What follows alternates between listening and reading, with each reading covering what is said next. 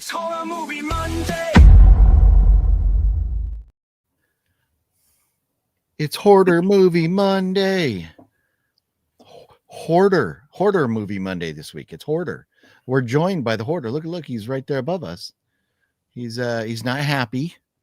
But hey, you can't please everyone. The reason it is Hoarder Movie Monday is John and Donald and I recorded a video that will be on John's channel soon. It's not up yet, is it? It is. It's been up since 8 this morning.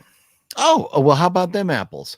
So you can watch on John's channel our in-depth look at the M. Night Shyamalan Ding Dong trilogy. What is it called? The something 177?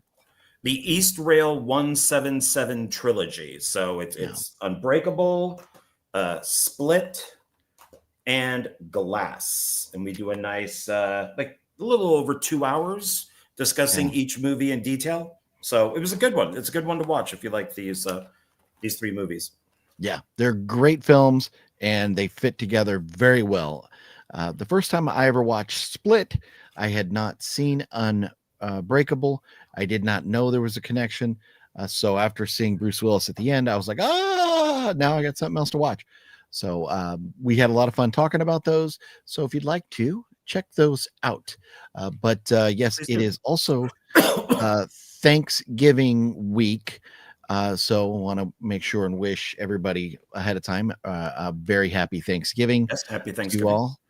And it doesn't matter. I mean, if you're in America, if you're in Canada, if you're across the pond, wherever you are, we all have a lot to be thankful for, especially horror movies and Horror Movie Monday.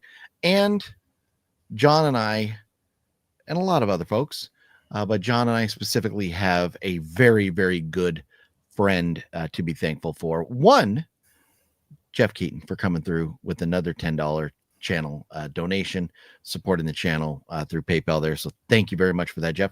But also Gail going out of his way to send myself a box, and John has a box as well that we're going to open up. I have no idea what is in this box. We're going to open it up, and John's going to open his, and we're going to see these are Christmas gifts that Gail sent us.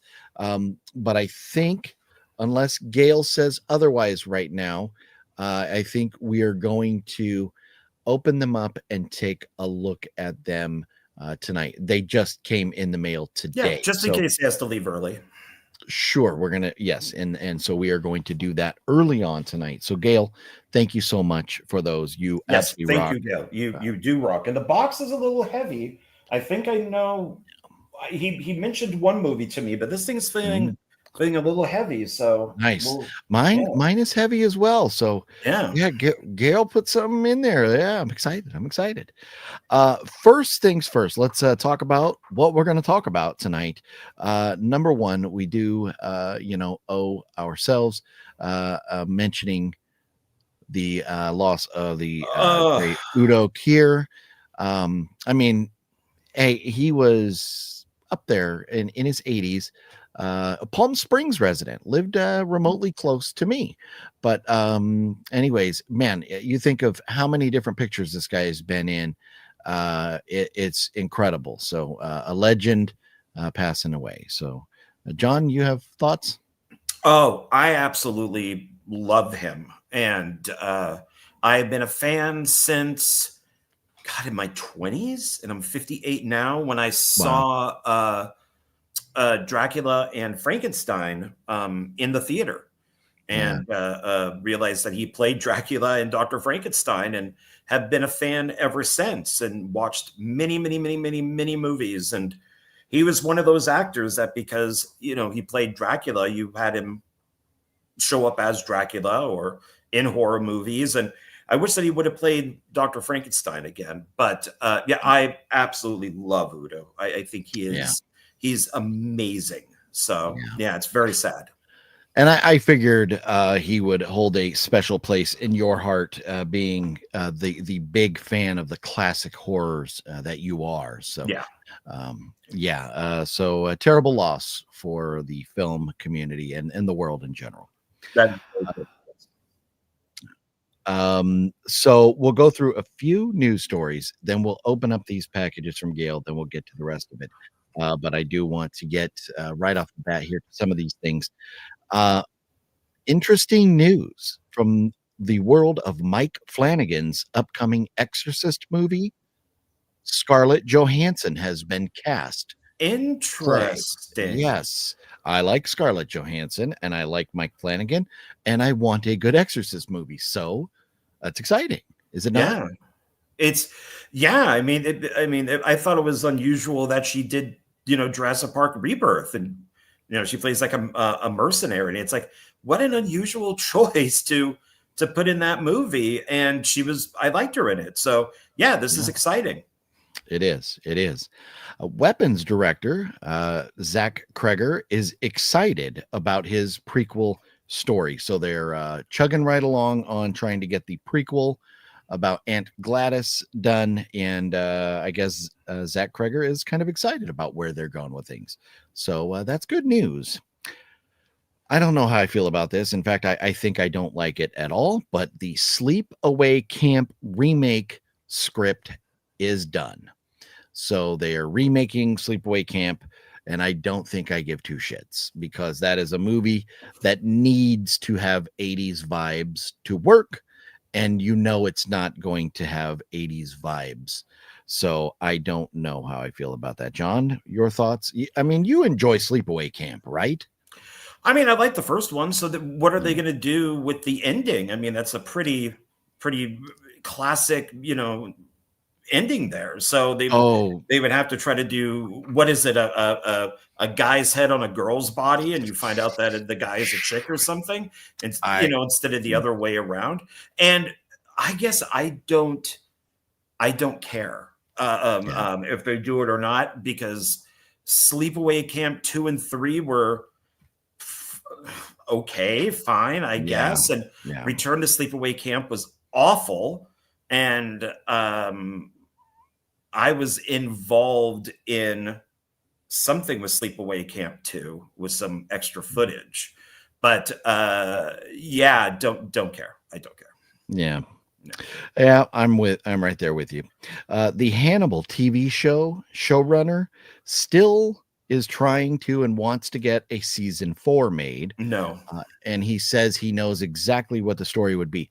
I want it. I loved the Hannibal TV show, and I want more. I love Mads Mikkelsen as Hannibal.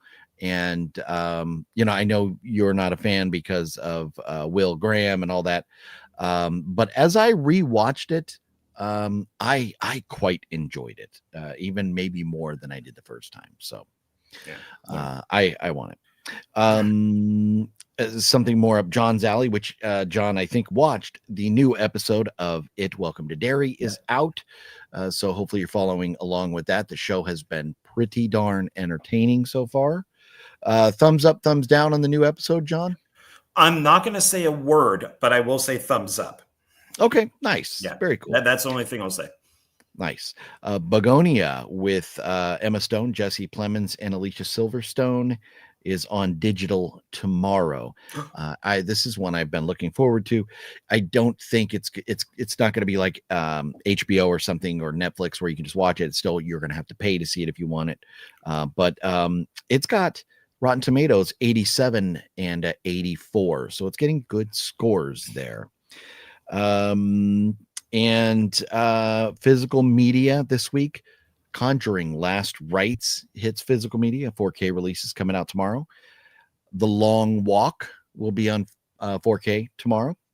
And one that I am excited about, and I am going, well, it bombed. One that I'm excited about, that I don't think John will be excited about, that hits 4K tomorrow, is Hack-O-Lantern. So I'll definitely be ordering myself a copy of Hack-O-Lantern. I thought that was awful. No. Then Sisu Road to Revenge, the sequel to Sisu, which Sisu was phenomenal. I have yet to see Road to Revenge. But it is sitting at a 96 expert score on Rotten Tomatoes and an 89 fan score. So people are loving the Sisu sequel. Sweet. So maybe get out and check that out in the theaters while you can. Predator Badlands is still sitting at an 86 expert and a 95 fan score. So people are loving Predator Badlands. Everybody I talk to loves this thing. So I don't know. I might have to give it a chance. There may be time next weekend. John and I, we have a semi sort of kind of announcement, a thing that's going to happen next weekend. Not a big announcement for YouTube or anything, but something going on in our lives that we'll talk about in a little bit. But maybe we can go check it out together if it's still in theaters. Running Man. I'm hearing it's boring. I'm hearing we loved Running Man from the 80s because it had Arnold and it was like a typical Arnold movie, the one-liners and things like that. I'm hearing the new one is just kind of boring.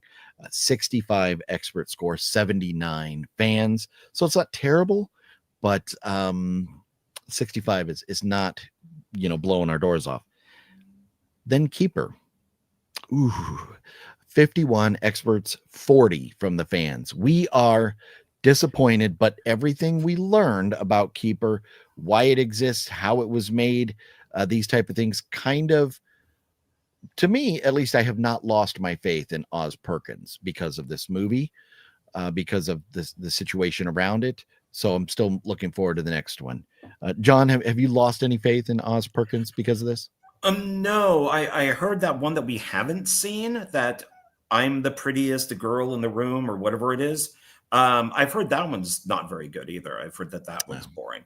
So Keeper will be a second viewing. And I did watch a video from Amanda the Jedi. She did like a 30-minute video on it where she broke down the entire thing and explained everything that I think that we didn't get.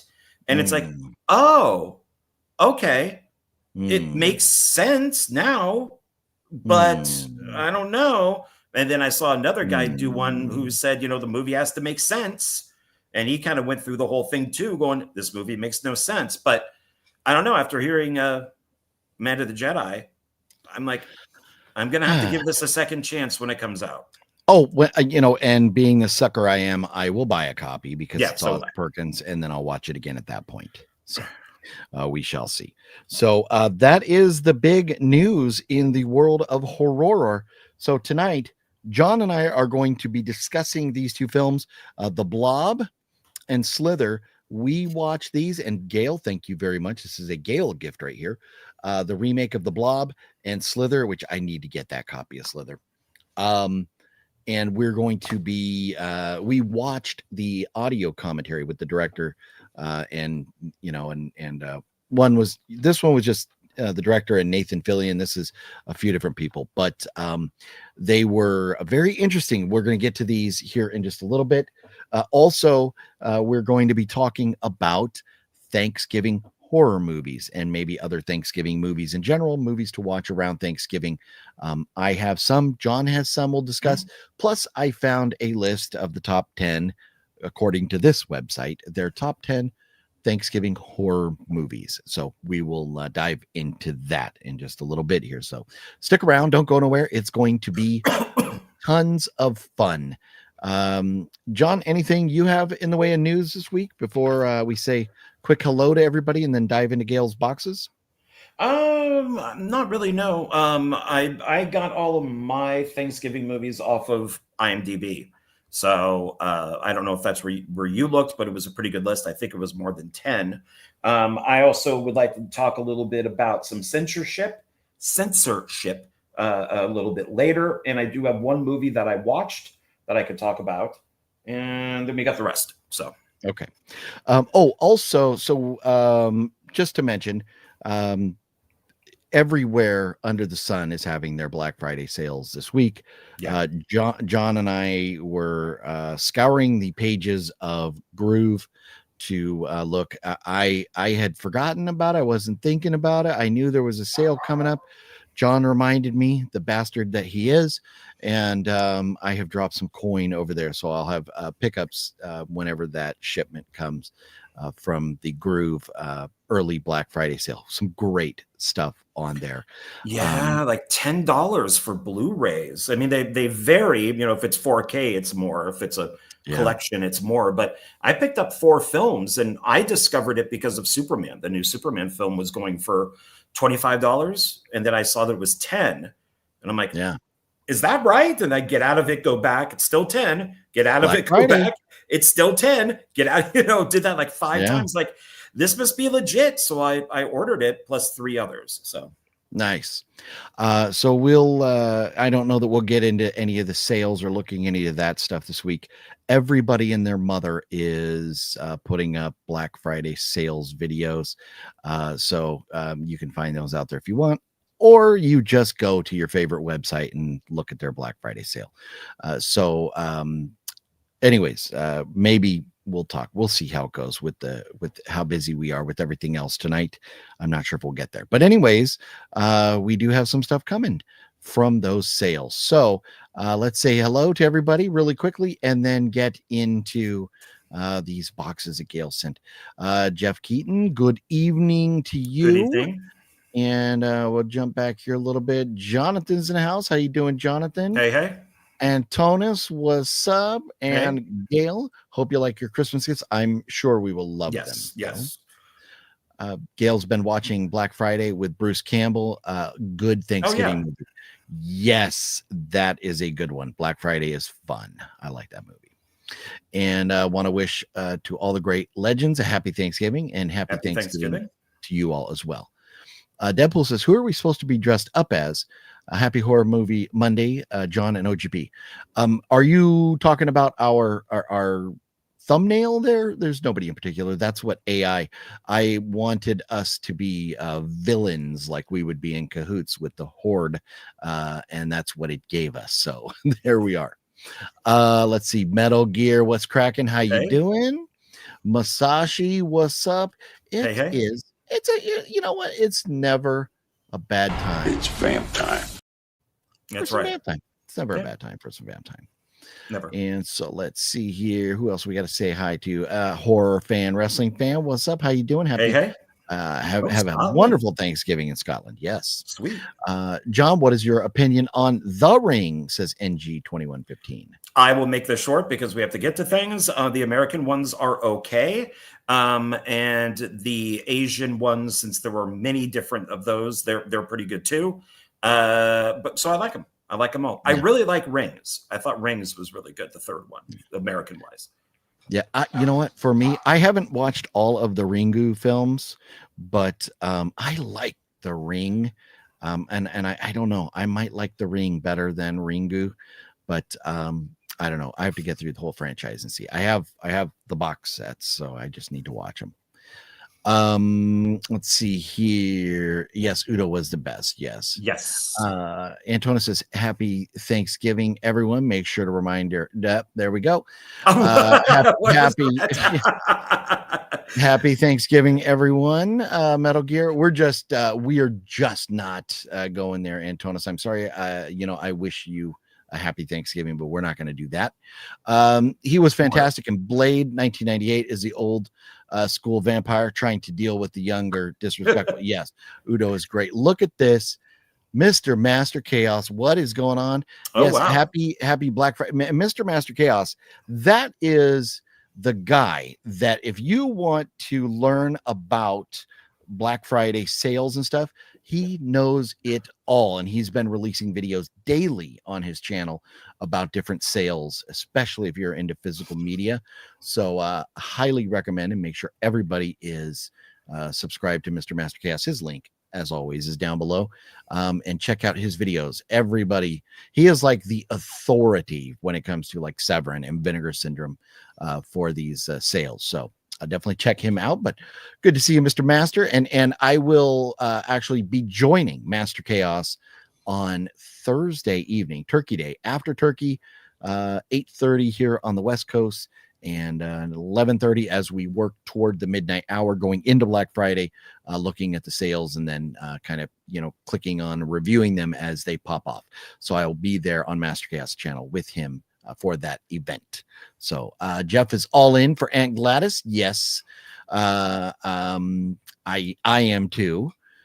Buckaroo Bros, what's going on? John, your thoughts on Aunt Gladys? Are you looking for the prequel to Weapons? I don't think it's necessary, but I'll watch it. I kind of like the mystery. Somebody did point out on Facebook, I saw they're like, oh, good, they're making an origin story about a woman who kidnaps children and keeps them in their basement. Yeah. Well, but I want that. But here's the thing. Do we need any of this? No. Do we want it? Yes. So I want it. But you're the one who doesn't, oh no, you're the one who wants to know these things. Thank you. Yeah. And like I said, and I don't like knowing. Give me more story. Tell me more about everything. And I think it's going to ruin it, but okay. Well, then I'll go watch it and tell you all about it. I'll spoil it for you. Thank you. You can't make sleepaway camp. New girls having, in this political climate, it would be a hard sell to go with the way they went with the original one. MC says sleepaway camp does not work for a young audience. My kids hated it. Yeah, I think hopefully if they do remake it, maybe we make the guys' shorts a little bit longer. Those guys were wearing some nut huggers, man, that made me uncomfortable watching it. So yeah, so we'll get some longer shorts. Wicked Network, what's cracking? Wicked. Nick B is in the house. MVD shop is having a good sale. Some cheap Blu-rays. MVD is always a great place to go. Yes. Yeah. Let's talk turkey. Happy early Thanksgiving, everyone. You too. Yes, Wicked. thank you. You too.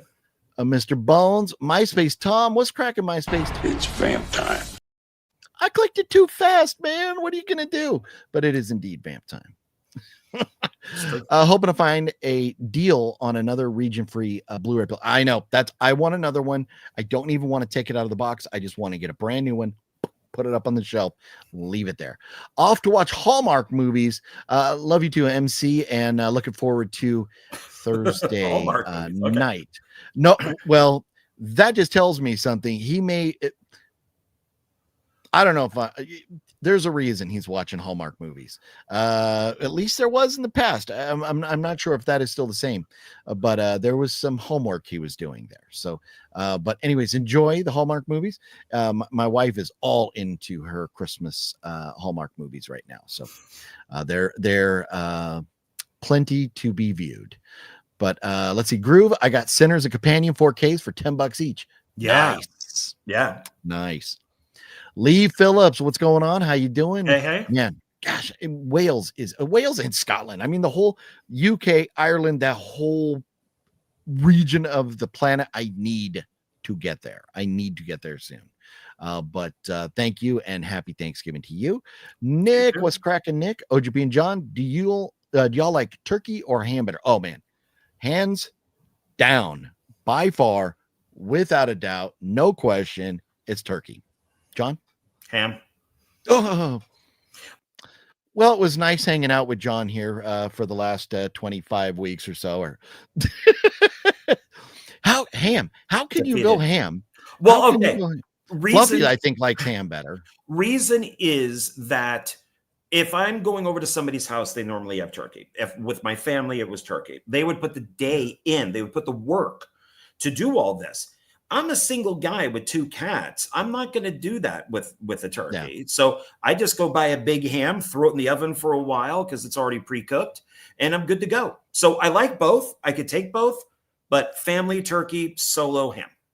Can I ask you, do your cats prefer ham or turkey? Boris is not a person food eater, but Natasha is. So she will take anything that is meat. Okay. So my cats and dogs love turkey. So I always have to share a little bit with them. Oh yeah. Let's see here. Get here. Gonzo, what's cracking? What's up, y'all? Recently found a new love, Texas Chainsaw Massacre 2. That is a good movie to love. That is a classic. We do love that movie right there. So anyways, it is wonderful to see all of you hanging out with us tonight. And on John's channel, the reason for Hoarder Movie Monday, we have the video there that you can watch about our reviewing that trilogy. You can catch me on Master Chaos's channel Thursday night at 8:30 as we will be discussing the sales popping off. So anyways, without further ado, before we get into anything else, John, shall we dive into these boxes from Gail? Yes. Gail, are you still here with us? Gail was commenting. I don't know if the way he was commenting meant that he needed to go, catch some sleep or wasn't feeling well or anything. Hopefully Gail's doing well. And it sounded like Gail had a nice birthday. They went, Gail, nice. Gail is still here. Wonderful. I think Gail said they went to Texas Roadhouse for his birthday. Love Texas Roadhouse. So that's great. Never Seen Glass. Jeff, it is good. If you see, especially if you've seen the first two, highly recommend Glass. Yeah. It is good. So I rate, you have to watch John's channel to see what I rate. Yeah, we give ratings. So here we go. I am opening the bottom of this box because the address and label and everything is on the top, but it is unopened, and I'm going to carefully cut the tape now here and get in. I don't want to make sure I don't go too deep. There might be something living in there. I know, like a chicken or a cat. Ooh, meow. All right. I want to go deeper and deeper. If I go too deep, if I go deeper and deeper, I won't be able to fix what I damage. There you go. So here it is. Look at this bubble wrap. John, is your box open? Did you open your box yet? I opened the top, but I did not look inside. Okay. Mine has. Well, make sure you're showing addresses right now. Paper. You're showing addresses on the label. Just in case anybody wants to send me something. Okay. So it's just paper. So, yeah. Well, no, but you're also sharing Gail's address, so you don't want to do that. Oh, good point. So let's. So, but I wouldn't share yours either. I will tell you all about why afterwards. So there we go. Okay. All right. Now, so here we go. So there it is. So I'm going to see if we can. Okay. Looks like Gail has the bubble wrap wrapped around. So I'm gonna slide one out and do it like that. And then so since I'm already ready here, John, I will go with first here. Sure. And then you pull one second. So let me just set this down right here. And the first movie I've pulled out of there is, look at this. The Birth of Red Sox Nation, the complete story of baseball's greatest fans, volume 1 and 2, rooters. Look at that. I do love me some Red Sox, and the Birth of Red Sox Nation. And this is a brand new factory sealed DVD right here. Yes. Gail, thank you very much. This is this type of thing means a lot because it is something that you obviously know that I am a very big fan of, and you went that route to get me something that you knew I would love. So thank you very much, Gail. That is awesome. John? Okay, so let's see. Well, first, thank you, Gail. I really appreciate this. It was unexpected. I will be getting copies in of Axmas 1 and 2 on VHS, and I will be sending you a copy. They just have to send them to me and stuff. So it might be a little, but I will be sending you a copy for free. So nice. Thank you. Oh, Gail loves the Red Sox too. Nice. Very cool. Yeah, love me some Red Sox. That's awesome. Okay, Gail. So let's try to do what you did. So I'm going to open this. I'm not going to look in. Okay, feel one that's in like a plastic bag. Okay. So let's see. Oh, okay. This was on my list. So Godzilla X-Con, the new Empire. This is the brand new one. And it's got its, let me put this up here for a second. It's got its slipcover, which is very nice. Brand new. Nice. So yeah, really nice. Thank you, Gail. This is awesome. Very cool. Yeah. So now I'm complete until they release the new one. So there you go. Not -1, it's -0 or whatever it's going to be called, or 0. Well, that's the actual Asian one. These are the American ones. So, okay. Yeah. Well, very cool, man. So and so these were Gail said Gail sent these were Christmas gifts, but we're opening them early. John and I, there's little chance with our OCD that we could let these packages sit here till Christmas. That's true. So early Christmas for us, thanks to Santa Gail. Yes. Santa Gail. So here we go. We're looking at this. Set this down here, and this is. Oh, would you look at that? All Hallows Eve 2. Oh, sweet. And that's funny because I have wherever he is. I don't think I gave that poster away, did I? I have the poster. I didn't give that to you, did I, John? I don't think I did. No, the one that I won is the Terrifier one with the original art that he signed. So I said, if you ever got rid of that, let me know and I'd buy it off you.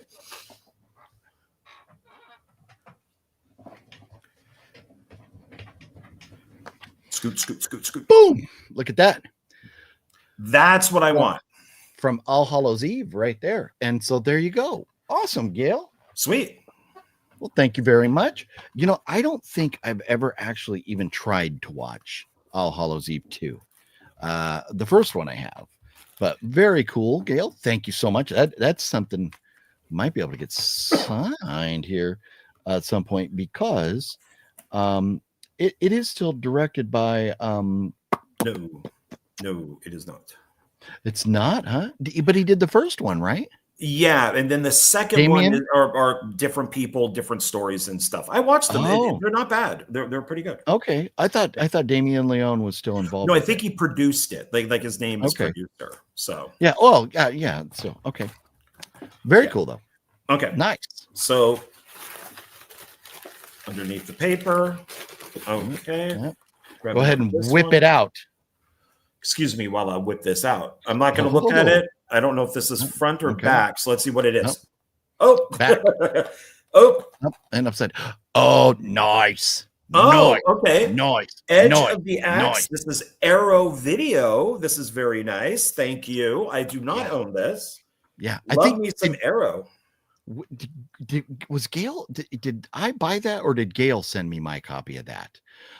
That's a fun movie. It is a fun movie. Yeah. Okay. Yeah, not rated 90 minutes, so that's the perfect time. So, and it says, hey, if you like Pieces, then you're gonna like Edge of the Axe, and I love Pieces. So I just don't like Pieces. I love it, so I should love this too.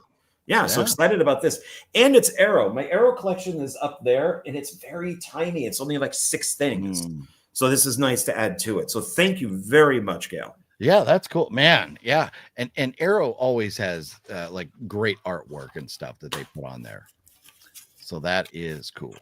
Oh yeah. So Gail says he is the one that sent me Edge of the Axe. So very nice, so yeah. Gail hooked us both up with Edge of the Axe. That's cool. Sweet. And John, Edge of the Axe, made in your mom's neighborhood. It was Big Bear? It was filmed in Big Bear. Yeah. Mm-hmm. Oh, sweet. So yeah. So here we go. I am pulling out the next one. Oh, this one is thick. This one is thick. Here we go. It's coming out here. Let's see. What is this? Oh, it looks big. Are you kidding me, Gail? Oh man, John's gonna be jealous. In the Mouth of Madness. Arrow. What, Gail? Are you serious, Gail? Are you serious, Gail? Man, that is a good one. Oh my goodness. Yes, it is. Man, I love this movie. This is your favorite John Carpenter movie. Second. Okay. Yeah, The Thing is my first, but that is my second. Okay. Yes. Yeah. I love Madness. Oh man. Gail. Oh, I'm blown away. I am blown away. How? Noise. Noise. What's noise? Noise. Wow. That's a quadruple noiser right there. Yeah. Man. Oh, that is so cool. Gail, thank you so. Oh my gosh. Yeah, that is awesome. I'm blown away. Oh my goodness. All right, John. Okay. Yeah, I felt one more in here, so let's see. Oh, okay. Okay, gonna do the same thing. And loves ready? thing as well. Okay. Ready. Oh, did the same thing. Oh, cool. That's a good one, though. I recognize it. Yeah. Scared Stiff. John, have you ever seen that? I saw this when it came out on VHS, and I don't remember a thing from it. So everybody's homework next week, because I'm pretty sure I have that, will be to watch Scared Stiff, and we'll review that next week. Oh, okay. All right. Yeah. Thank you. This is awesome. I'm 90% that I own Scared Stiff. I'm just going to check real quick. And it's got the double. Is this the original poster that I remember? It's a different poster, but it's not the one that I remember. Well, yeah, I think I saw it on VHS. So yeah, it would have a different cover. So scanners. Yeah, this is awesome. Thank you, guys. These are 2 movies I do not own. Well, 3 movies I don't own. So you do now. And Gail says, yes, I have it. Gail knows my movie collection better than I do. So there it is. There's homework for next week. We will definitely be watching Scared Stiff. We'll pick up, we'll figure out another one to watch. Fluffy says Gail is the real Santa. Santa does exist. This is correct. It is. Yes, he does. Michael McNally was cracking. Hey. Metal Gear says, I have to watch Carpenter's In the Mouth of Madness. Oh, yes, you do. Will not if you've not disappoint seen you. it. Is so good. No. I think I've seen Scared Stiff when it came out on VHS. Oh, Me wow. too. Yeah. Way back in the day. And Mr. Bones was saying, John, I have that. Actually, I won it from Skyla a while back. Nice. The Edge of the Axe. Yeah, Edge of the Axe. Yeah. Very nice. Very cool. So all right, here we go. I think there was, let me see here. I think there's something else in here. Yes. I have 2 more items. I have 2 more in here. Oh, look at this. The legend Robert C. I have a funny story about Robert C. I'll make this quick. So last time I was in Texas, I thought I was messaging Robert C. to go like, hey, let's hang out. I was messaging Shadow Man. I thought it was Robert C. But Shadow Man changed his name and his little icon, and it just said C. So I thought I thought it was Robert C. And so I was messaging Shadow Man thinking I was messaging Robert C. And that's why I was like, why have not heard from Robert while I'm out here? And man, I just realized that yesterday. I had no clue until yesterday, and I feel like such a dumbass. My sincere apologies go out to Robert and Shadow Man for that confusion. Yeah, I know. I'm a dork. I do dorky things sometimes. Okay, so here we go. Pulling out next here, and let's see what's going on here. Shut up. Shut the door. Shut the front door. Gail, are you kidding me? John, this has been on my list forever. And we were talking about this recently over at Zia Records. Lover's Lane. Oh, directed by John Ward. Yes, that is awesome. Right. And it's Anna Faris' first film, too. She's very hot. Oh, man. That is a good one. Oh, good choice there, Gail. Oh, man. Oh, how about this? Speaking of Anna Faris, a little later on tonight, I have pulled together celebrity birthdays. Guess how old Anna Faris turns this week? 38. 49. No way. Can you believe that? Yeah, Anna Faris is going to be 49 years old. I could date her, and it wouldn't be like dating my daughter. Oh, man. So, Gail, I cannot believe this. Gail, I'm blown away, man. I don't even know. I'm at a loss for words to express how grateful. Yeah, that is really awesome. To Gail for, and he was just talking about that too. Yeah. Oh man, this has been on the list forever. It has. Oh, Gail, thank you so much. Oh my goodness. John, is there anything in your box still? I know I got 3, and I really appreciate the 3. I'm done. Okay. Yes. Okay, I have one more. I'm very curious. And here we go. Liv is in the house. What's up, Liv? How you doing? Hey. Here we go. It is Oh, that's a Roger Corman one. That is a remake of Forbidden World, I believe. It's a good one. Have it. Yeah, I like that one. Okay. Yeah. Nice. Yeah, so it's very like cool. Alien type of thing. Nice. Oh yeah, it looks kind of like sci-fi. Yeah, it's a good one. Alienish. Nice. Oh, and it's got Bryan Cranston in it. Oh yeah, I think he plays an android or something. Yeah, it's like one of his first movies. Oh man, Mark Singer, Judith Chapman. Oh man, this is so cool. Gail, I have some. This is how big of a turd I am. Gail sends me all these movies, and he loves the reviews when I do the reviews on the movies. I haven't done reviews in so long. I've got to start doing reviews again. And what I had done, because I have my other channel and I was going to put the reviews up there. At this point, I'm kind of like, I don't even care about the algorithms anymore. Maybe I'll just start putting movie reviews up here of these, because I have so much to watch now. I cannot believe this, Gail.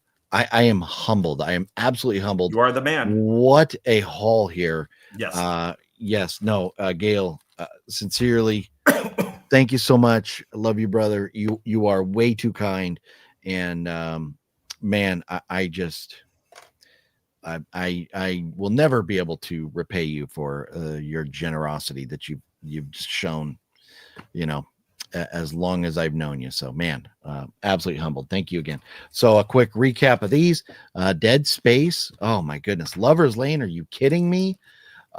In the Mouth of Madness. What? Oh my goodness. All Hallows Eve 2.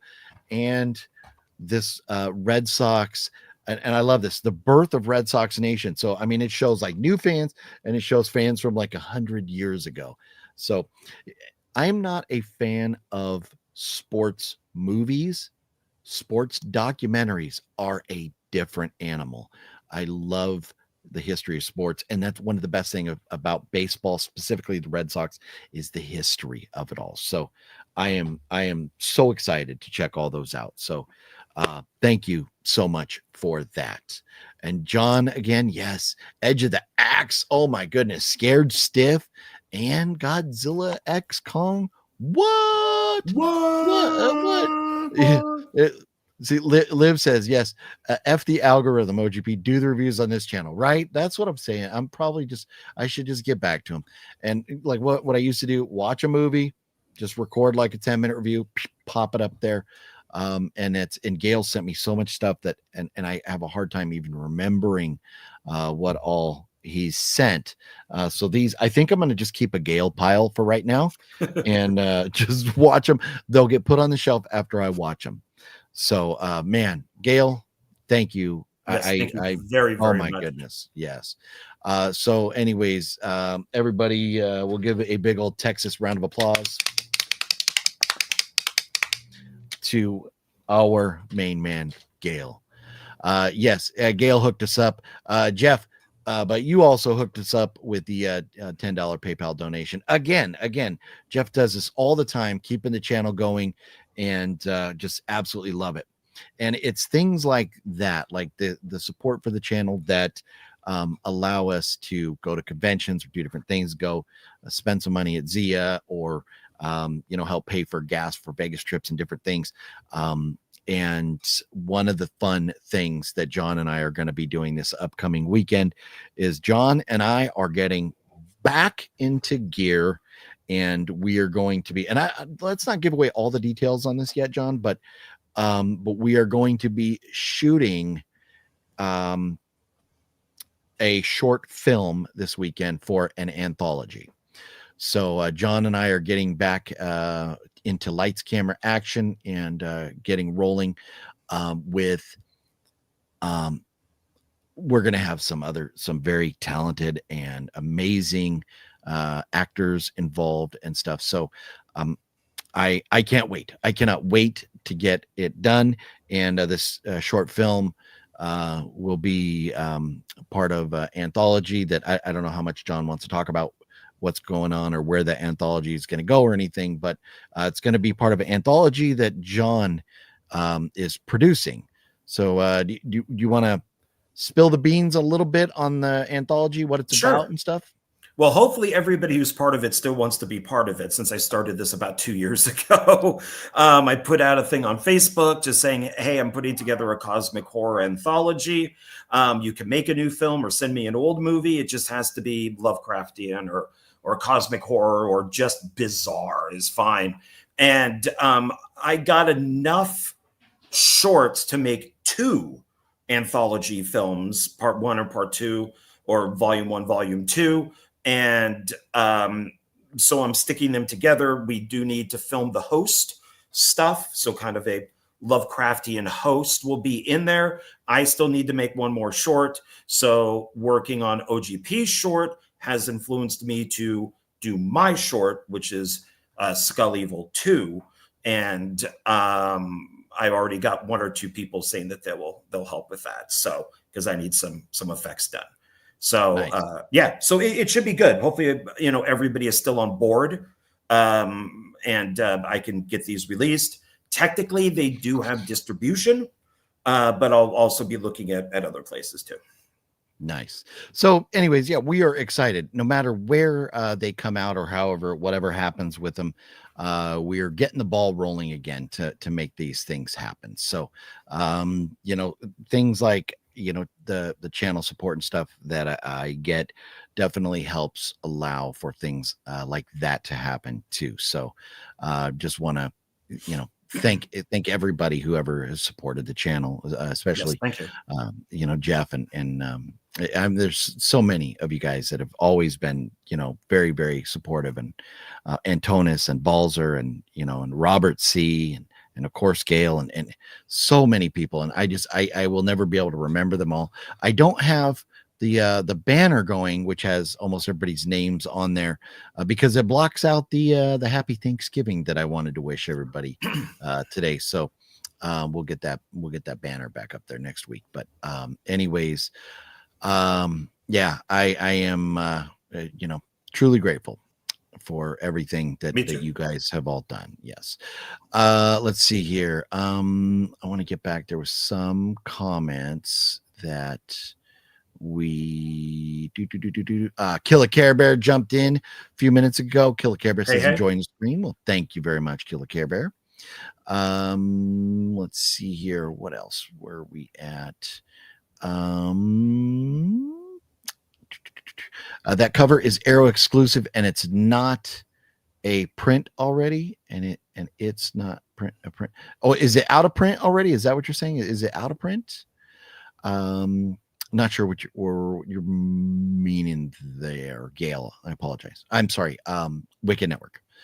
Thinking Gail because Gail sent it. That's right. Fluffy says a Christmas miracle. It is indeed. I'm a year older than Anna Faris. I could date her and not be frowned upon. Yeah, Metal Gear. You and John is alike. You could. Yeah, so you could date a younger woman. You just got to get her phone number first. Good luck with that. And Jeff needs to watch Lover's Lane. Yeah, me too. You don't own Lover's Lane, do you, John? I do, but it's not that one. It's the regular DVD that came out. I don't think there's any special features or anything. It just says Anna Faris's first film. Well, maybe we'll do like a double review on that one coming up soon too, or something. Because I'm sure the film is probably the same, but I would think so. Yeah. What a great early Xmas gifts from Saint Gail. Yes, there you go. Yes. Saint Gail. There it is. Gail has been sainted. And Gail hooked us up. Yes, he did. Maybe make a movie review short instead of a video. Yeah, maybe. I don't know. Maybe. I don't know. So what is I read that. What is the difference between the two? A short is a YouTube short is like can be up to, I don't know, 2 or 3 minutes long or something. And shorts, for whatever reason, get a lot more views. They get clicked on. So I'd have to look into because I don't even know how to really I know, but like I don't know. But maybe Liv says we got a good community here. We have an excellent community. Really do. Yeah. Yes. So much love around this area, and hanging out with us and stuff. So yeah, we love you all. I support the channel because I appreciate the sincere enthusiasm for movies. Always great to watch, you guys. Well, and I appreciate that. Well, thank you. Jeff. And it's always That good is, to have you here. That is awesome. Yeah. I know. And that's, for me, I try to be as sincere as possible, whatever I'm talking about. I never, my main thing with everybody, and you probably heard me say this before, I am not an expert. I don't proclaim to be an expert on film. I am a fan, and we're all here hanging out, talking movies together. And it's just my ugly face that you all get to look at. So there you go. And John's too. And John's too. Yes. That's John's beautiful face. That's right. Yes. As he gloats. So John, on the image behind us, are you above you, or are you? Yeah, I'm above me and you're above you. Okay, good. Okay. But yeah. I still need to point at you that way? That way, yes. That's so weird. I don't understand that. Okay. I'm so confused. This whole thing confuses me. Let's see here. That's right. Can't wait to check out the anthology. Yeah. Thank you. Yeah, it's got some good shorts in there. Yeah. Yeah, you could post a short up to 3 minutes. Okay. Yeah, and that's where I don't know if I could get everything out because I'm long-winded. I don't know if I could get it all out in 3 minutes. And I know, do you have to do shorts like up and down instead of side to side or something? So I don't know. I struggle with the up and downs, but I should try it because people do watch those. Shorts show up in the short section and are up and down style. See, okay. People seem to watch those more than vids because they're short and quick. I think that's it, because they are short. People that's what I can watch a 3-minute video. Yeah, there's a guy who I do watch, and his normal like stream like this, with people in the chat and all that, are hour and a half, 2 hours, and then he divides them up into a minute 30, 2 minutes. And that's what I normally watch. Like if I'm at work or something, I'll be like, oh, let's check this out because it's only 2 minutes, and then I go back to work. Yeah. I know. I need to get on board. I am an old man, and the older I get, the more stuck in my ways. Dumb Cloud, you stupid Cloud. Yeah. Liv says, I don't love shorts, but I think YouTube promotes them more because it's a newer feature and people's attention spans are shorter. You are, I believe you to be 100% correct, Liv. No, we are living in the TikTok generation, and people want those,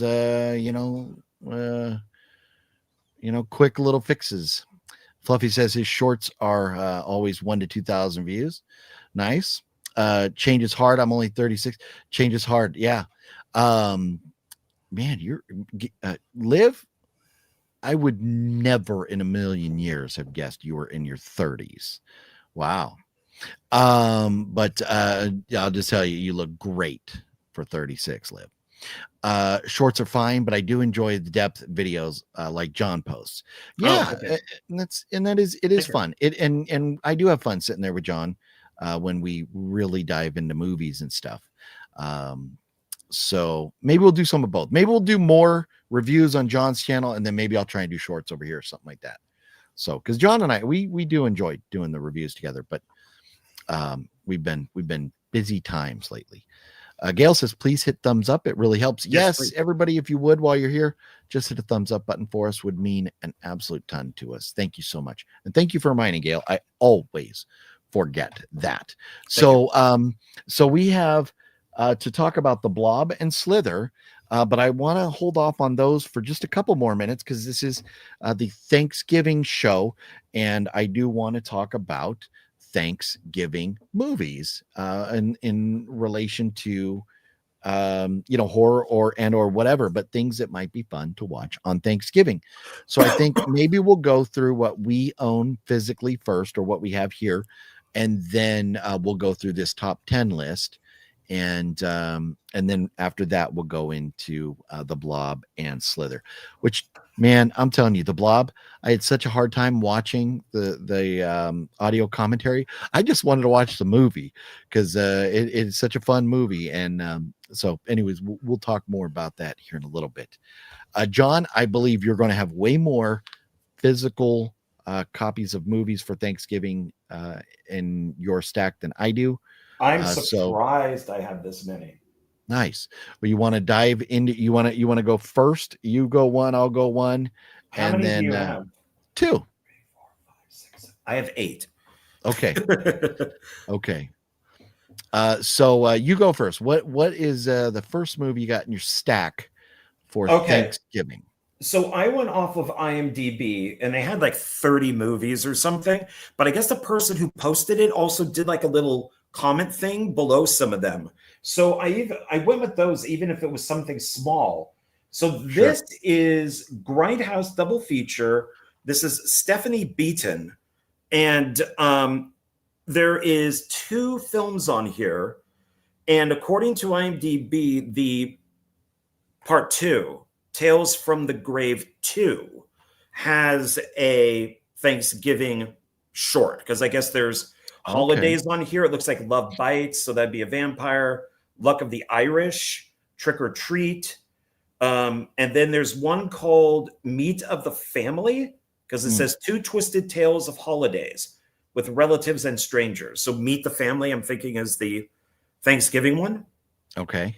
So I pulled that because it does have a short on it. So nice.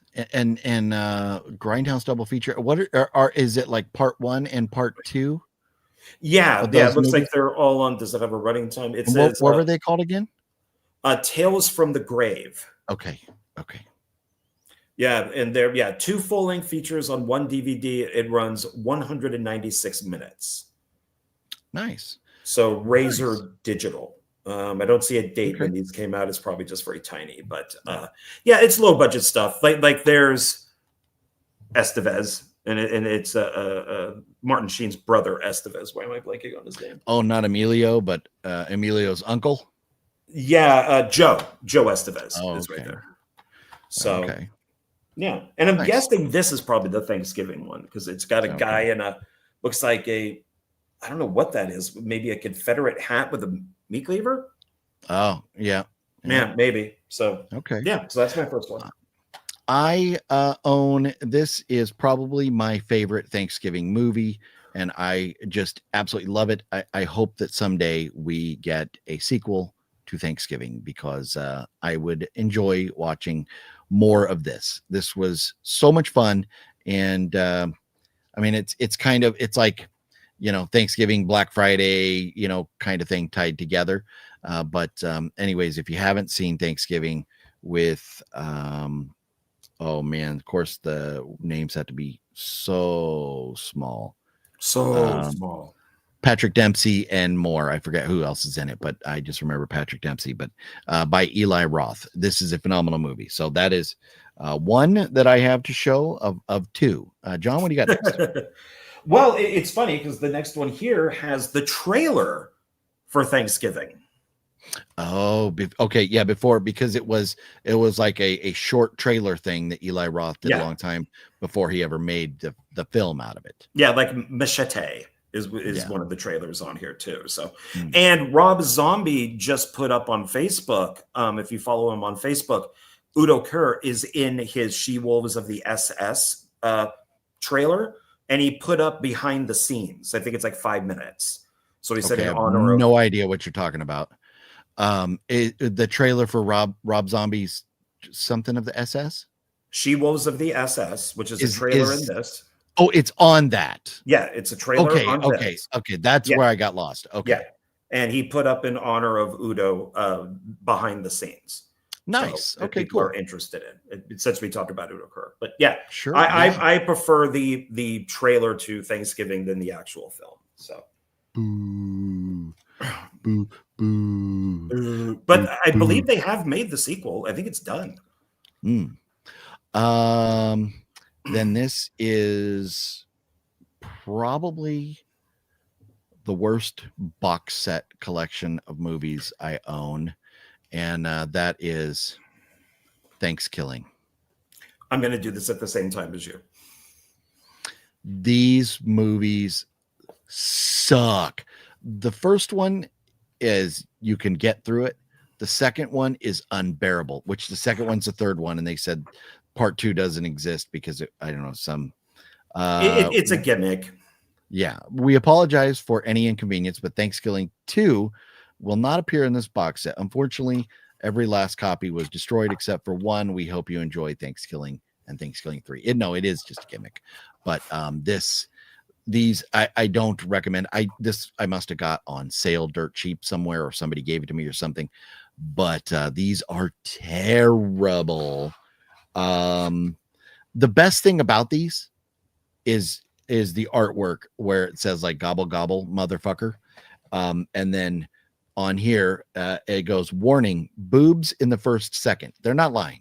Do not watch this with little kids, because you go black screen, boobs. So be careful who you watch it with. It's starring Turkey.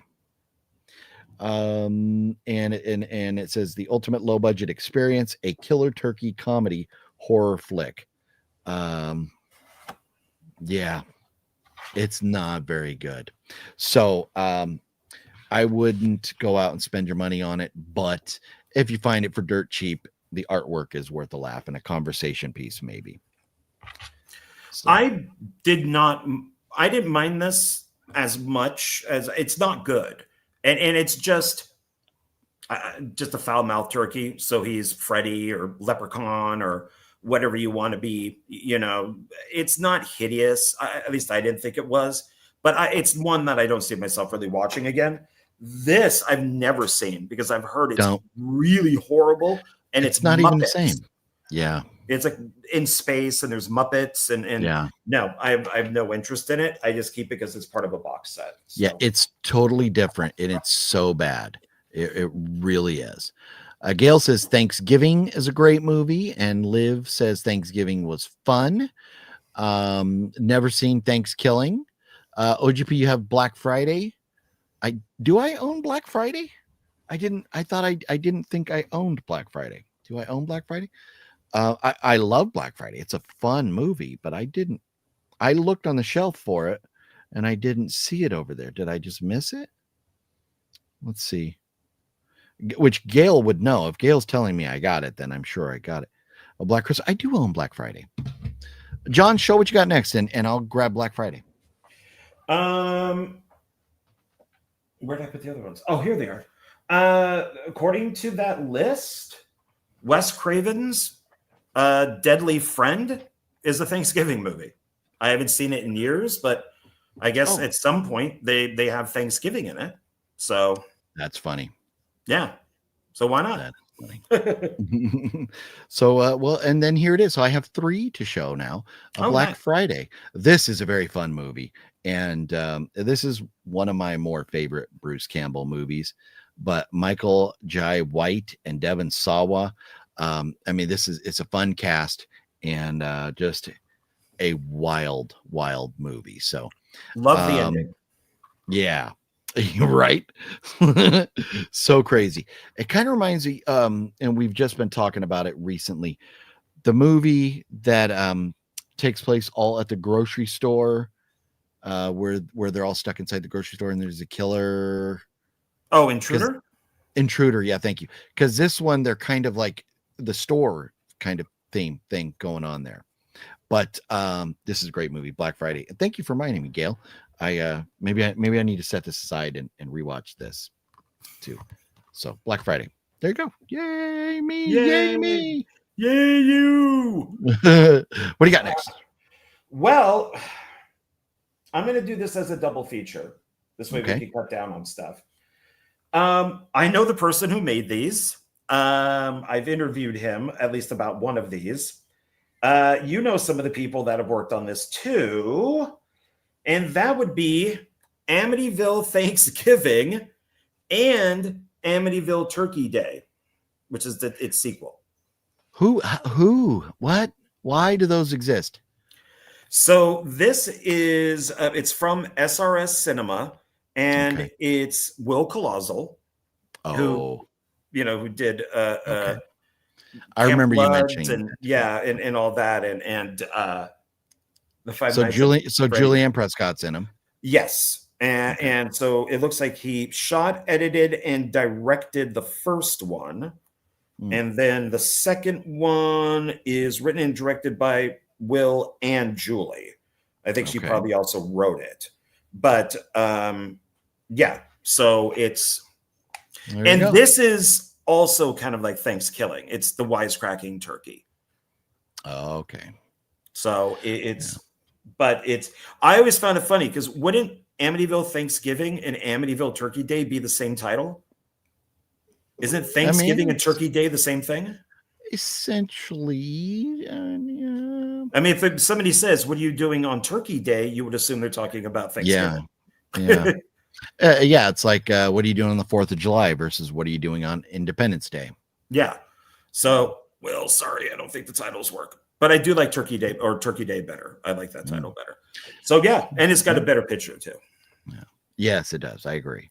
Yeah. I can tell you with a certainty, I do not own either of those.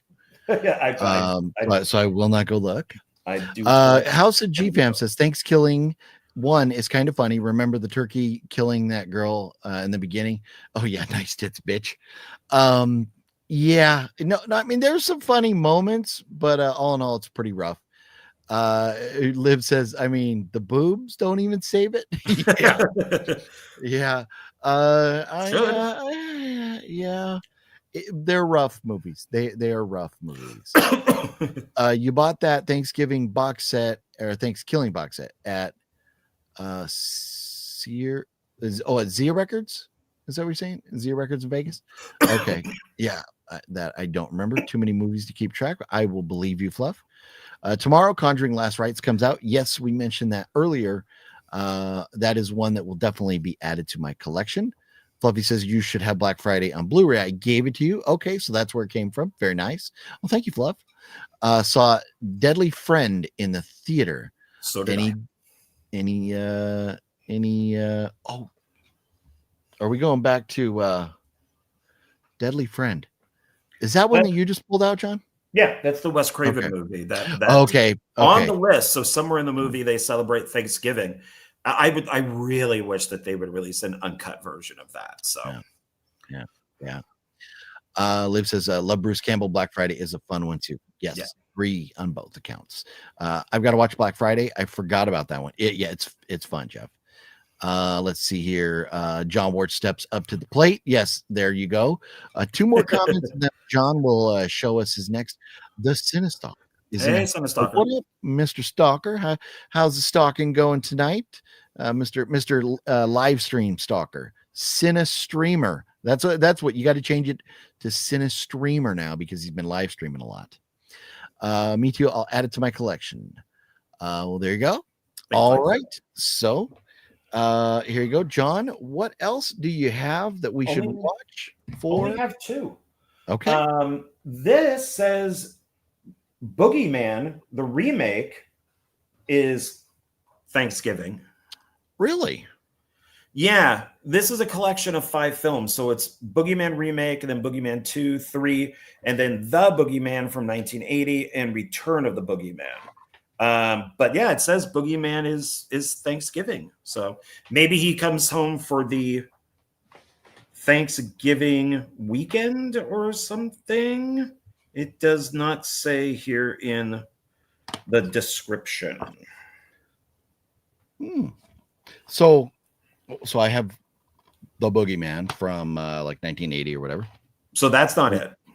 I have That Boogeyman. That's it. And then I have That Boogeyman 2.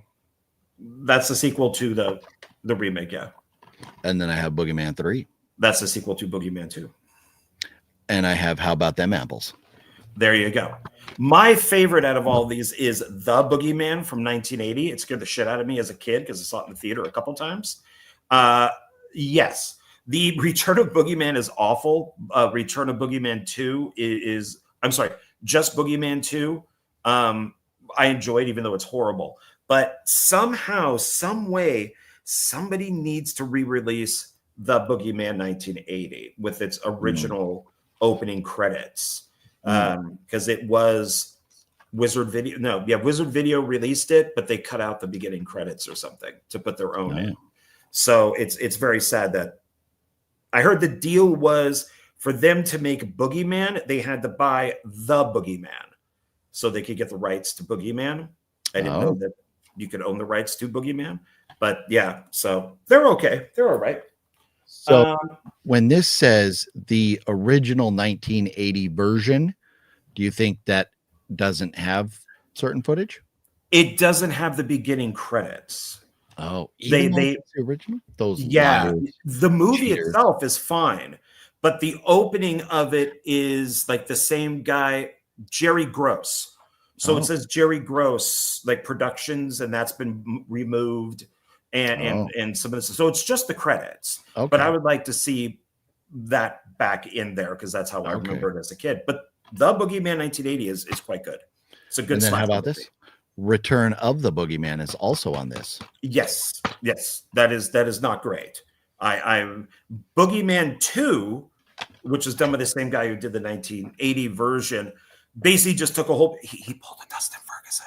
He took a whole bunch of footage and just put it into the sequel, and then we got new footage. But it's still kind of fun. So. Look at this. Cinestalker has the VHS, still the big box one. Wow. Yeah. So there you go. So he has it. Nice. That's who cut it. That's who cut the footage or the credits. Wow. OG Boogeyman is fun. Nice. Okay. All right. So you have one more to share with us, John? Yes. And this is one, I don't know, maybe you can appreciate it. I do. I like it. We know that Tom Devlin worked on it. So, and that would be Poultrygeist. Oh, yeah. Night of the Chicken Dead, directed by Lloyd Kaufman. Yeah. So I think we did for Voyage to the Bottom of the Barrel a couple of years ago. We did, I think, a Thanksgiving theme or something, and we watched Poultrygeist. Not my favorite movie, but it was definitely better than Thanksgiving. Oh, yeah, definitely. Well, and I figure a lot with the Trauma stuff, if it comes with like a deluxe copy, like Terra Firma, I'm going to get the biggest one I could find. So this is Egg exclusive 3-disc collector's edition. So it's got its slip jacket, and you got that, and then you open it up, and it's got all that. Nice. And its back looks like that. So... yeah, it's a good edition of the film. I've only seen it once, so maybe I'll rewatch it on Thanksgiving. Who knows? Okay. But yeah, I'm not, and that's Trauma, right? Yeah. Yeah. I struggle watching Trauma movies for the most part, so that's why I don't own many Traumas. But it is very cool knowing and seeing at Tom Devlin's Monster Museum, seeing some of the screen used props there. Yeah. So and Jeff, I'm in agreement with Jeff. Poultrygeist is rough. Yeah, it's a rough one to get through. So how about that? Shall we take a look at the list of 10 movies? Sure. According to this website? Let me pull this up here. We can do it that way. Okay. So what am I looking at? There we go. So I did it wrong. So this is from Esquire.com. All these magazines like to put out their lists of movies and stuff. So they do place smack dab in the middle of Halloween and Christmas. Thanksgiving is overlooked for holiday themed slashers, as the day itself, the American celebration, is downright drowning in Black Friday deals, blah, blah, blah, blah. They go on with it. But yes, I think Thanksgiving slasher movies or Thanksgiving horrors in general are overlooked. So I think they go based on what is number one, which I already know what it is. I think they go worst to best. So this would be their number 10 would be Into the Dark Pilgrim. I have seen this once. John, have you seen this movie? No, I know of a movie called Pilgrim, but I don't know a movie called Into the Dark Pilgrim. Yeah, and I don't know. I mean, when you see it, it's basically just Pilgrim, and I don't think I own this. I didn't even. No, I don't. And I've seen it I believe I've seen it at Zia. I think, but I always see it on Hulu, available to watch. Being a Hulu original, but well, here you go. Mr. Bone says, I love Pilgrim and highly recommend it. I thought it was okay. I had higher hopes for it, but Mr. Bones loved it. So John, me and my wonky taste in movies, you'll probably enjoy it. So Pilgrim. So there you go. There's one. solid entry there. Number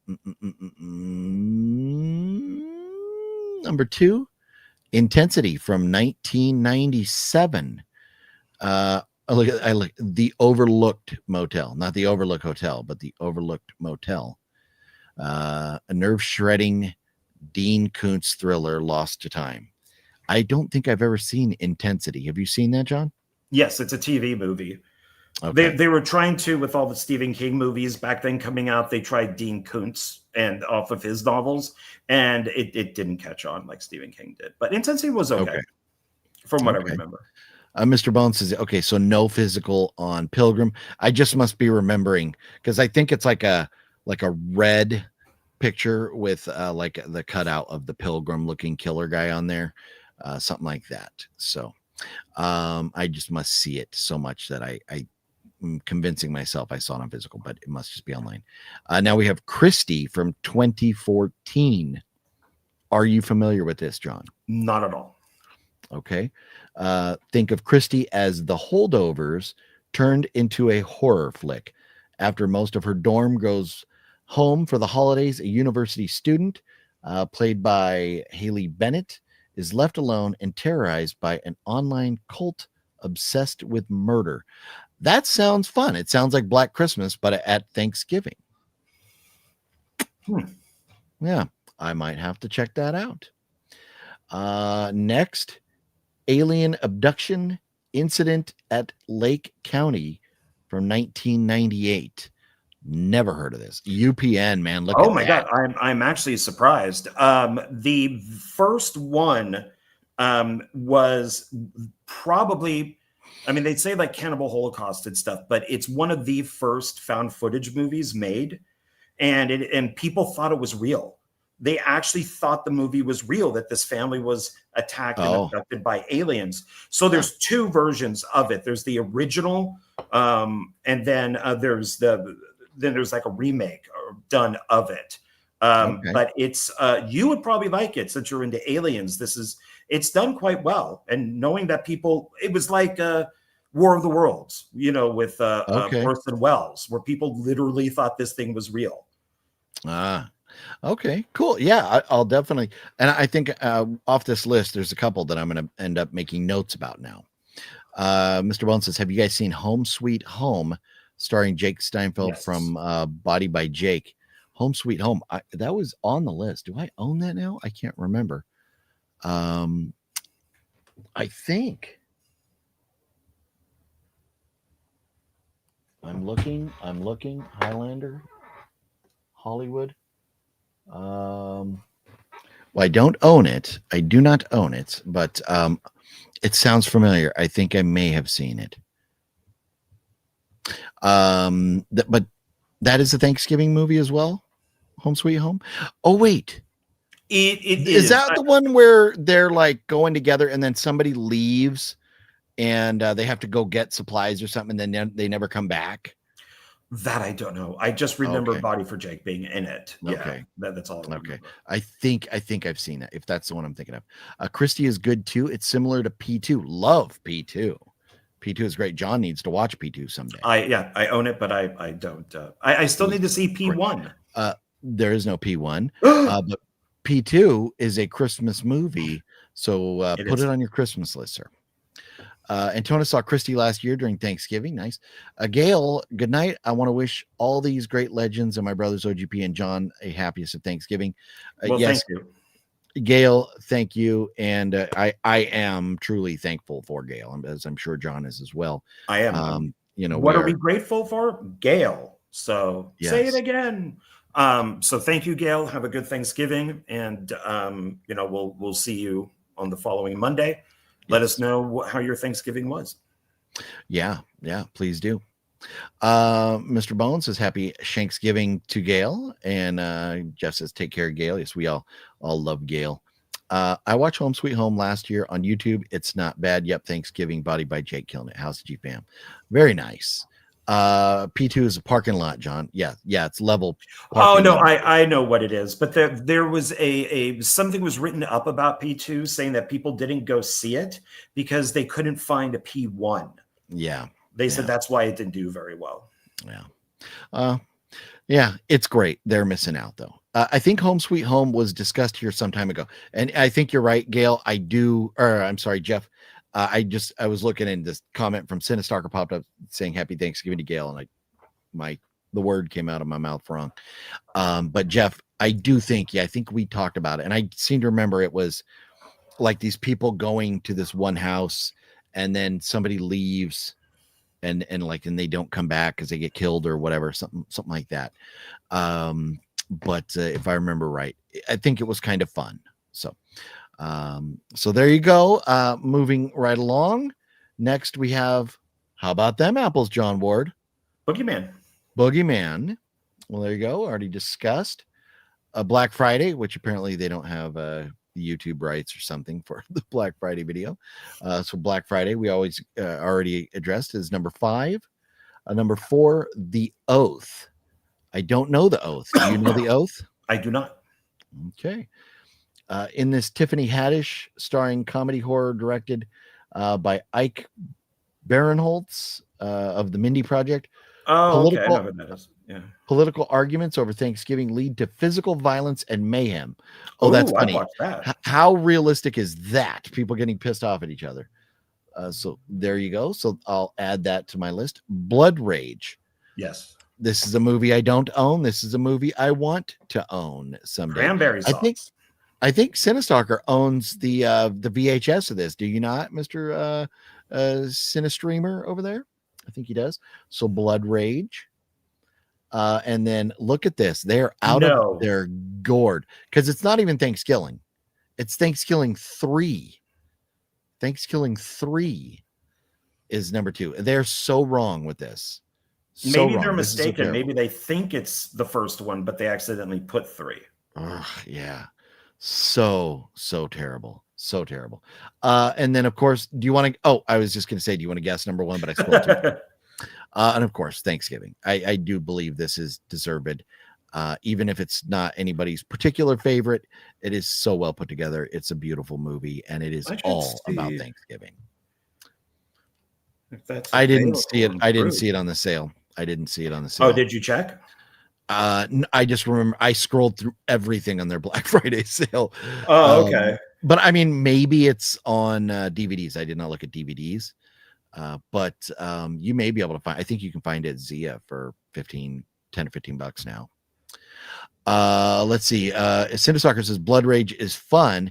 I don't have it on VHS, unfortunately, but on the Arrow Blu-ray I got. Oh, okay. Nice. And this is random, but I just got to say, go Pats, 10-2, bam. Yes, you are correct, Cinestalker. Go Pats. Best record in the NFL. And Pats are back, baby. Everybody else has to suck it. What are you going to do? Mr. Bone says Blood Rage was the go-to Thanksgiving movie for everyone before Roth's Thanksgiving movie came out. Okay.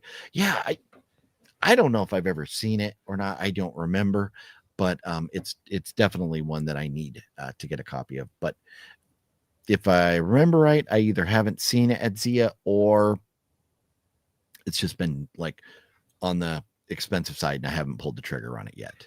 Yeah, Thanksgiving is not cheap. Yeah, it's not on Groove. It's not on their special. So it took me straight to eBay. And I mean, it's like $20, but I don't like spending $20 on a movie unless I absolutely love it. But Groove took me to It's a Charlie Brown Thanksgiving, which everybody now laughs at because they always show pictures. So all the Peanuts characters, right? They put out the tables and the chairs. They put out on the one side the long rows of chairs that all the Peanuts characters are sitting on. There's one chair. You're really gonna take us down this road. Huh? There's one chair on the other side of the table that just has Franklin, the black kid, and everybody now is going like, "What the hell?" This thing was made like the 50s or something or 60s.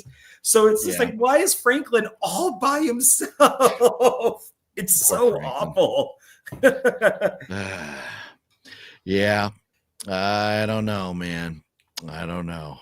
It would have been one thing if they put what's his name, the kid who's smelly and always has the dust cloud around him. Oh, put him by himself over there. Pigpen, right? Pigpen. Yeah, Big Ben. Yeah. Jeff just watched Blood Rage recently. Worth a watch. Yeah, I definitely got to do it. Yeah, nope. Citizen. Yeah, man. Times were different back in the 50s and 60s, were they not? They were. Be careful, John. I just believe I saw a cattail walk by behind you. That was Boris. He wanted some attention, and I have to give it to him when he wants it. So Yes. I think Blood Rage, I think the way to watch it is, I want to say Riff Tracks did the guys from Mystery Science Theater, I think they reviewed it. One of those places, and I think it's Riff Tracks, and it's hilarious. So, it's edited, of course, but but it's very funny.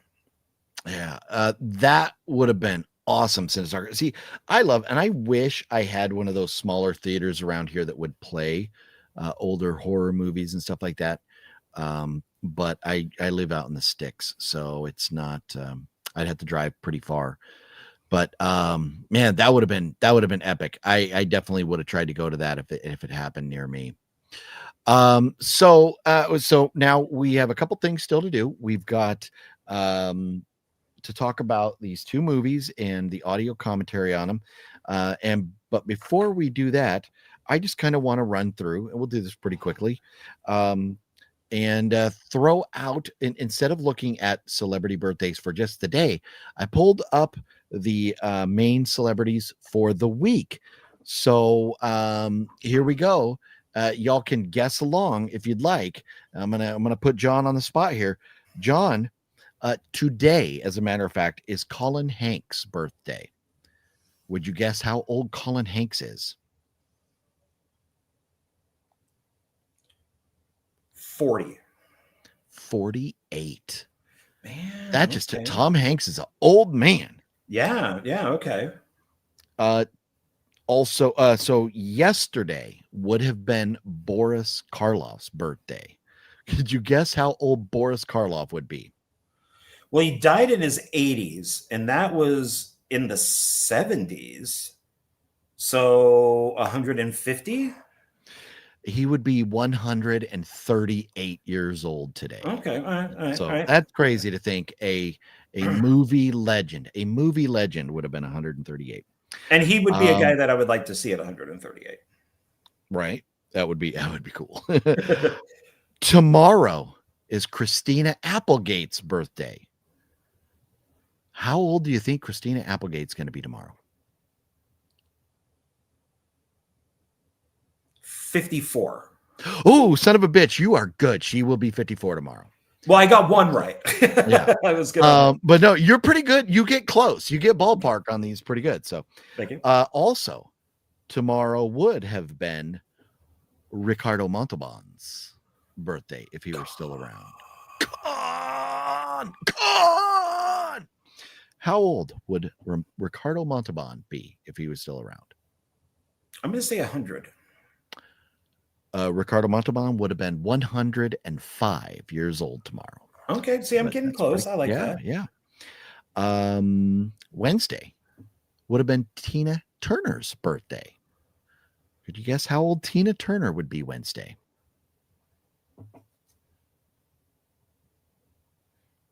I got a good feeling. I think you're going to get this one. I'm thinking of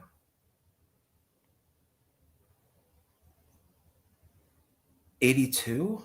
Ooh, so close. 86. Okay, all right. 86. What does he always say?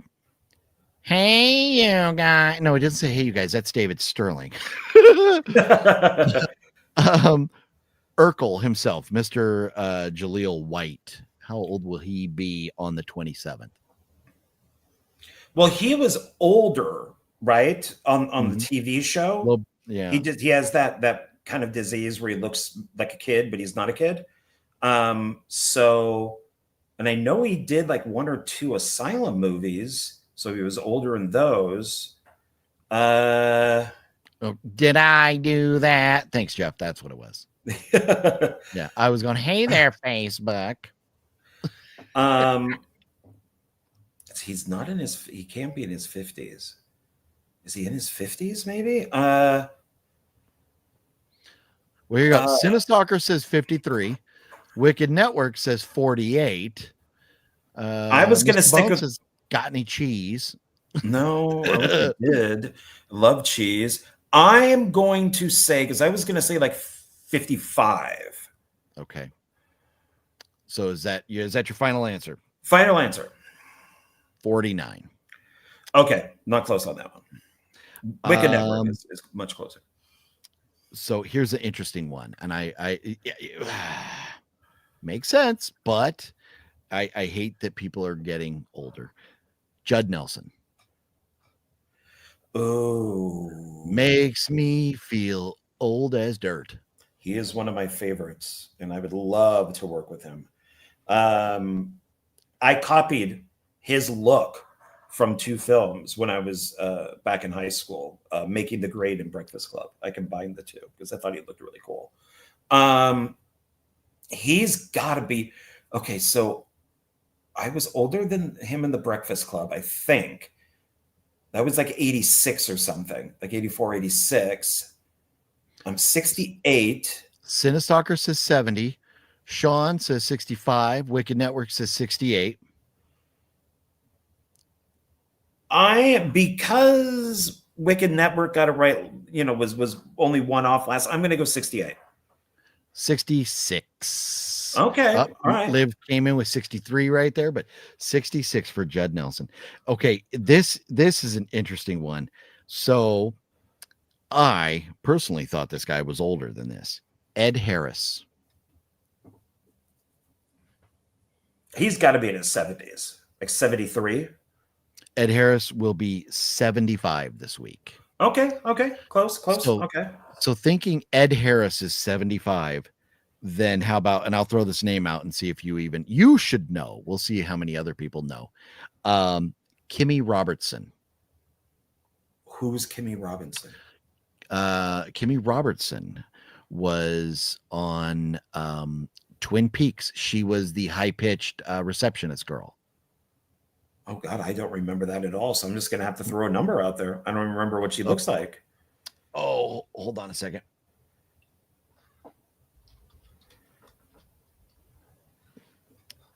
You've Twin Peaks, you would totally know her. Let's see if I can just share this. Oh, I got to remove this. And I'm surprised. The girl, like, she was like dating 2 different guys in Twin Peaks and stuff. I kind of remember thought she was pregnant. I just remember her in the fur. Oh, can you see her there? I'm trying to make. Oh, big. Her. Okay. Yeah. Okay. Yeah. So, yeah. I remember her. Okay. She seems so young in. But you're saying that she's older Twin than Peaks. what you thought. Yeah. I am going to go 68. 71. Oh, God. 70. Wicked Network says 76. Yeah, I just cannot believe that she is 71 years old. Cinestalker says 72. Liv says 69. Yeah. It's crazy because she just seems so young. Here's a fun one. Alan Richson. Mr. Reacher himself. Oh, okay. I really know nothing about him. I've only seen a few episodes of Reacher. That's the only thing I know. Reacher is great. Yeah, what I saw was good because he defends a dog. So I appreciated that very much. I'm going to say for him, like 51. Ooh, brother. Ooh. Sean, are you cheating? If not, Sean got it. 43 years old. Oh, okay. There you go. Yeah. So here's a fun one. How old, if she were still around, would Anna Nicole Smith be this week? If you tell me Anna Nicole Smith, if you tell me you don't know who she is. I know. I saw her in Playboy. Okay. I've watched some of her movies. Yeah, I definitely know who she is. She married an 89-year-old guy and then got left out of his will. Yeah, the family had a hissy about that whole thing. God, God, if she was alive today, I think she would be in her 60s, maybe. So like 65? She would be 58. Oh, wow. And that I did not know I was like, or you were that close in age to her. Wow. Anna Nicole Smith would only be 58. Wow. That's crazy. Here's a fun one. Everybody loves Joe Dante. How old would Joe Dante be this week? Or will he? He's still here. But. So in the 70s, he was in his early 20s because he got out of college and went to go work for Roger Corman. So if we go 20, 30, so that's 70s. 40s would be 80s. 50. He's got to be in his 70s. He's got to be like 76 or something, 75. Okay. Cinestalker says 81. Sean says 79. House of G Fam says 82. So I wonder, that's Sean's 2 for 2 now. So I'm wondering if Sean has Google on his speed dial. Wicked Network says 84, but Joe Dante is going to be 79 this week. Okay. So here's another fun one. Recently passed away, Diane Ladd. She had to be in her 80s. I'm going to say like 83. She would have been 90 this week. Oh, wow. I didn't know. Wow. She got her money's worth. And then so here's there's a couple 49s this week. We already mentioned Anna Faris was 49. And then Screech, or no, not Screech, but did I do that? It's 49. Poor Screech. Yeah. So then how about this? Mr. Black Panther, Chadwick Boseman. How old would he be? He would still be the same age that he died at. Oh, ow. Because he never ages because he's Black Panther? No, because aging would stop. Oh, that's why I said how old would he be? Oh, I know. I don't know anything. I don't know a lot about him except for being Black Panther. He's a good actor. But Black people always look much younger than what they are. John, well, let's talk about the racist elements of Peanuts. Let's talk about the racist elements of Black people. But it's true. They always look younger. They look great. Yeah. That's not a put down. That's awesome. You can have a white guy who's 50 that looks 70, and then you can have a black guy who's 70 who looks 50. No, it's true. And Jeff says black don't crack. No, exactly. Yeah. So I'm not knowing at all really anything about him. I'm going to say that he would be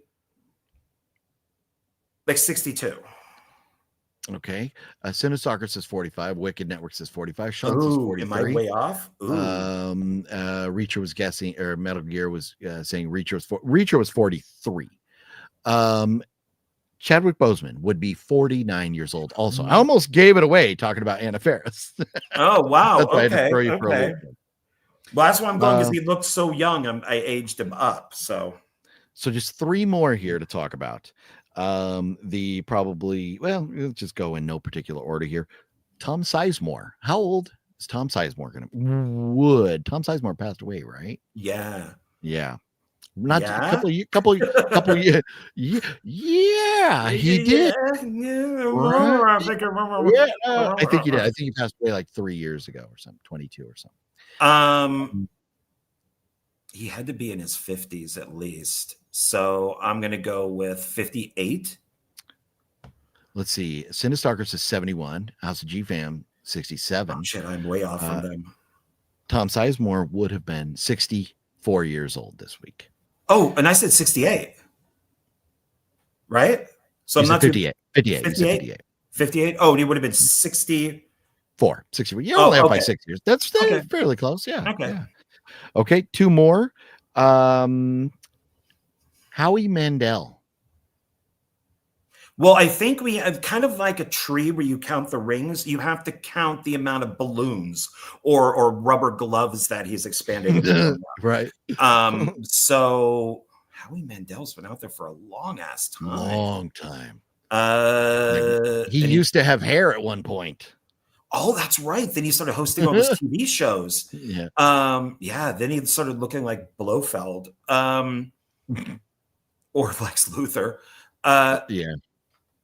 I don't think he even tours anymore. I'm going to go 70s with him. I'm going to say like 74. 70. 70. Big Okay. 70. Okay. There you go. Wicked Network. There you go. Got it. Let's see. House of G Fam and Liv were both coming in at 66. Metal Gear was at 72. And maybe Cinestalker knew. Maybe, or was Cinestalker, was that? I don't know. Oh, yeah. No, that would have been here. So Cinestalker got it. So here we go.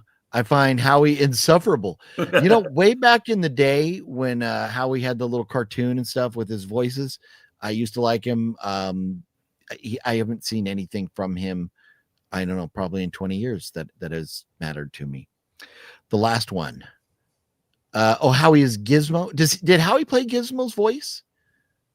That sounds right. That sounds right. Well, that's interesting that him and Joe Dante are born close together. Oh, okay. Yeah. One big birthday cake on set. Don Cheadle. Oh, here's another one. Okay, so I gotta go younger than what he looks. Don Cheadle, Ocean's 11. Well, I think War Machine, Iron Patriot. He was also in that movie written by Steve Martin called Traitor. And he played Sammy Davis Jr. in the Rat Pack movie. How old would I think? So Don Cheadle, definitely not 40s. I think he's almost hitting 60. I'm going to say 58. Don Cheadle will be 61 years old. So very close there. Yeah, close. Not bad. Yeah. No, I thought Don Cheadle was going to be older than that because of like Ocean's. You think about these movies. Like, for example, we watched Unbreakable the other day, and Unbreakable came out 25 years ago. How does this happen? So, I mean, time flies. So I picture Don Cheadle be a lot older than that. So, time keeps on ticking. Time has come today. Hey, time has come today. When I say time keeps on ticking, I go to one specific song. I don't know where you went right there. That's a song called Time Has Come Today. Even the Ramones did a remake of it. Oh, okay. It's a great song. I said time keeps on ticking. And then you say the future. All right, who sung it though? Thank you very much. That is the that would be Mr. Steve Miller from the Steve Miller Band. Steve Miller Band. Yeah. So Sean says he's not cheating. Well, Sean would have got 3 out of, because Sean also got 61. But he's got the 420 in his name. So I'm thinking if he's kind of a little 420 right now, he might know things that we don't. He might feel like a different frequency. In tune. Yeah. Cinestalker says, look, Ocean's 11 is like 24 years old. So, man, that's just crazy. Hey, OGP, you can't leave out Ingrid Pitt, a horror icon. Oh, she got a birthday this week? Yeah, from Hammer. She's known for Hammer movies. So, Ingrid Pitt. Born November 21st. Okay, so Ingrid Pitt technically fell last week. That's why I just went Sunday to Saturday here. But Ingrid Pitt, born in 1937. So she would have been 200 years old. 200, exactly. John, you got it. I was close. Can't fool you, sir. So here we go. John, anything else before we talk about these movies that we watched, the audio commentary? Anything else that you wanted to get into tonight? Yeah, and I'll make these kind of fast. So I did watch The Avengers, which most people will probably think is The Avengers for Marvel. This is not. This is from like 96. It's a remake of the British TV series. It has Ralph Fiennes, Uma Thurman, and Sean Connery plays the villain. And awesome. I disliked it when I originally saw it. I rewatched it just for the heck of it. And it's okay. It's not bad. It's very short, which means I think they cut the crap out of this thing and just left in the action scenes. But it's not bad. I don't know if you would like it because Uma does do a British accent, though. Ooh. But Sean Connery does play a Scot. He's in a kilt in one scene, and he wants to destroy the world with weather. So does Sean Connery slap any women? No. I'm out. I'm out then. I'm gone. I'm out. No, because he fights Rafe Fiennes. I still say his name is Ralph. Yeah, and that's everybody says Ralph, but he said Ralph Fiennes says that his dad calls him Ralph or Rafe. Yeah, something like that. I don't know about that. Yeah. I mean, whatever. I mean, it's cool if you called him Rafe. That'd be kind of cool. But yeah, it's not too bad. I enjoyed it. So, nice. It's Warner Brothers. So yeah, it's really good. And then just the last thing would be the censorship thing, which I don't want to take too much time on. But so recently, Amazon purchased MGM. They own the rights to James Bond. And what they did was, and if you could put up that first picture that I have there, because I want to warn people about this. Oh. Okay, so as it says, Amazon has digitally removed firearms from the key art on all James Bond movies on its platform. This is the stupidest thing ever. Now they all have wank hands. So it looks like they got a dick in their hands, like they're about to jerk off. So if you notice, like Sean Connery, it's just like this because there was a gun. Eagle, GoldenEye, same thing. And then View to a Kill and Spectre, they've cropped up so they don't show their guns. And then show the next picture because I only have two. So there's the original. There's Connery with his gun. There's Spectre with the gun, and then no gun. So they kind of did it under the wire. Yeah. So I think it was last year or maybe this year. So if you could take that down. So I think it was this year, early this year. So the 4K version of Crocodile Dundee came out. Paul Hogan, and I'm a big fan of the first film.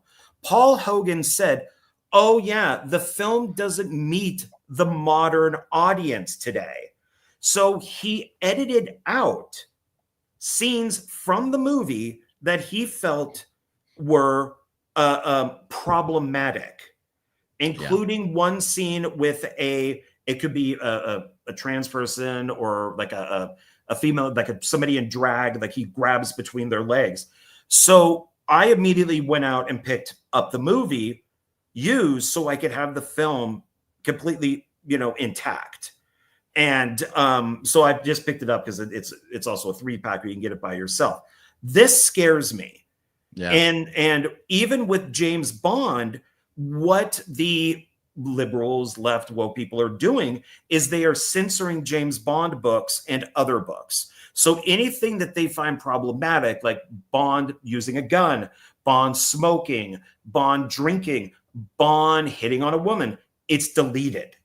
Yeah. So these new versions of the books are going to be censored. So if you go out and get the Bond books, make sure you get old versions of them so they are uncut.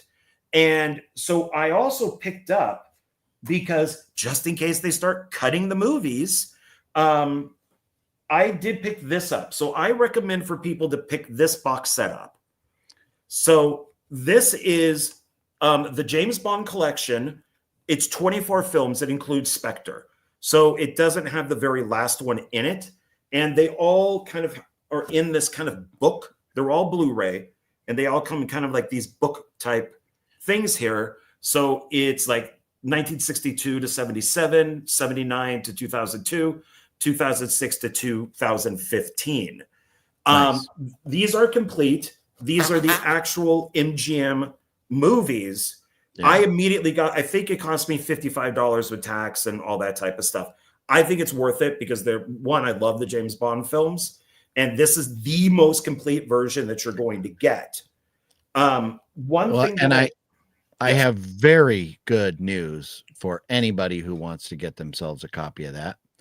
$54.99 on Groove right now for that box set, brand new. That's what I paid for it. I got mine brand new, so you could get that brand new. Yeah, it is. Yep. It is definitely worth it.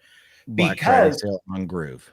Yeah, I would definitely grab it just in case of censorship, or if you just love the Bond movies. I did pick up No Time to Die by itself just to complete it.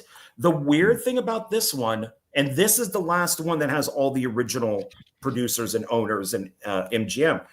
When Bond always comes out at the very beginning and there's the gun sight and he shoots into it, blood comes down.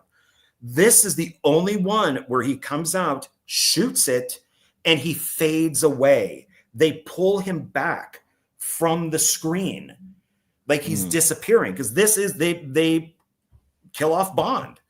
Yeah. So, which to me is almost the correct way of doing it. Like Doctor Who, they should have killed off Doctor Who like 10 years ago. You kill him off and then do whatever you want. Yeah. Do whatever you want with other new things. If you want to make Bond a black trans woman with one leg and three eyes, go ahead. Because they're already going to do like a Moneypenny spinoff, and they're already looking at new James Bonds to be younger. So I didn't mind this one. It's a little woke. There is a black woman in it who does become Bond for a little bit, and then Bond gets it back. This is not bad, but you would still have to pick this up separately. So that is the only one that currently exists that's not in that box set, right? Right. And then if you want to go full completion, I don't own one. I don't own. Oh, John's going to take us to completion. Yep. There is a Casino Royale from like the 60s that I don't care about. It's got like Woody Allen. It's a spoof. But I did complete it with Never Say Never Again with Sean Connery. So this is his return. It's Warner Brothers. So is it Warner Brothers? Yeah, I think it's Warner Brothers. But it's not MGM. It's a remake of Thunderball because MGM didn't have the rights for Spectre. But this is the guy who owned the rights to Spectre. So they got Bond back and they did a remake of Thunderball. It's pretty good. It's not a bad Bond movie. But to complete the whole thing, I had to get it on DVD because the Blu-ray is out of print and it's quite expensive. So so if you're going to be getting Bond movies, definitely pick up that box set, because if a new box set comes out, it's going to have that new art on it. Yeah. And they're going to edit out stuff, and I would not be surprised if they started editing the movies, at least for streaming. They might just, I saw some things are edited for streaming, like AMC. I've said AMC to begin with by mistake, but they edited stuff like The French Connection. Every single time Gene Hackman uses the N-word, they edited that out of the streaming version. So I went out and immediately bought it to have it complete. Yeah. So it's good to watch out for these type of things. So frustrating. But so anyways, anybody who's looking for that on the Groove Black Friday sale. So if this is it, they have a ton. You go Black Friday 4K deals, early Black Friday 4K deals, and Black Friday Blu-ray deals. But you go in here, tons of good stuff. Look at that. Accountant 2 for $13. Final Destination, Bloodlines, $13. Nosferatu, for anybody who wants Beetlejuice. But F1. You got the Blu-ray for 10. You could have, or 9 or whatever you paid. But look, $3 more could have got the 4K. It doesn't say Blu-ray in it though, and I can't play Blu-ray right now. 4K Ultra. It's got to come with the Blu-ray. It's got to come with the Blu-ray. 4K Ultra, or maybe it doesn't. It may only be the one disc and the digital code. Yeah. But no, they'll always have sales down the road. But there's Companion for 13. I'm still going to pick up Companion. That's pretty good. They don't have Novocaine, which made me sad. But they got a Drop and Trap, man. Drop is good. Yeah, and you know what? Yeah. I'm wondering if I need Drop in my life. But anyways, he's one of my favorite directors. Yeah. Yeah. Groove. Yeah, check them out. That's where you find your Shout Factory / Scream Factory titles now. But crazy. My bad. Meant to get rid of that. Got rid of John. Crazy Black Friday sale going on right now. So we need to get in these movies. So if I missed a couple of you comments here, I apologize. Censorship is beyond absurd. It is. It's getting crazy now with this stuff. I have that set too, John. Glad I do. There you go. That's the way you have to save your VHS tapes. Yeah, definitely. Yeah. Wicked Network says fuck censorship, but yet what about all this woke transgender books in elementary? It is there's a lot of stuff like that we could argue about, if this was the right type of forum for all that. But yeah, it's sad, and I'm glad John mentioned is the censorship, because whether you agree with it or not, if you want a movie, you want the original copy. You don't want some chopped up stuff that, somebody doesn't want you to see. It's like burning books. You want to edit our movies, you might as well burn our books.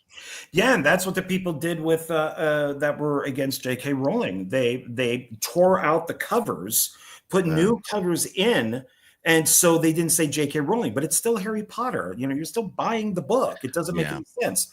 So none of this makes sense, and it frustrates me because the things I'm watching these days, like the TV shows, they got to throw it in. They got to throw it in there. And it's just like, why? Just give me a good TV show. Mr. Bone says, that's not a knife. That's not a knife. This is a knife.